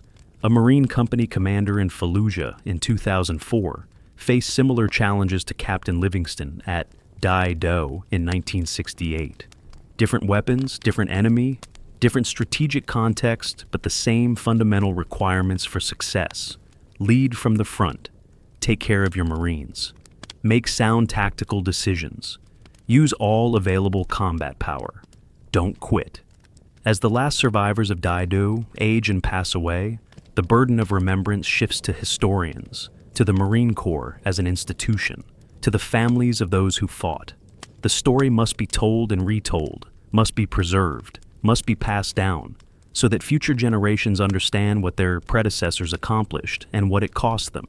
That's our responsibility, to remember, to honor, to ensure that the Marines of Battalion 2-4, the magnificent bastards who fought at Dai Do, are never forgotten. They were young men, most barely out of their teens, who did extraordinary things over 3 days in May 1968. They faced overwhelming odds and prevailed. They lost friends and kept fighting. They were wounded but didn't quit. They held the line when the line seemed impossible to hold. They exemplified the Marine Corps values of honor, courage, and commitment in the most concrete way possible. That is the legacy of Dai Do. That is what we remember. That is why, nearly 60 years later, we still tell the story of the magnificent bastards and their impossible victory over 3 days of hell in the rice paddies of Quang Tri Province. Semper Fidelis, always faithful, to the mission, to each other, to the Marines who fought and died at Dai Do. Their sacrifice will not be forgotten.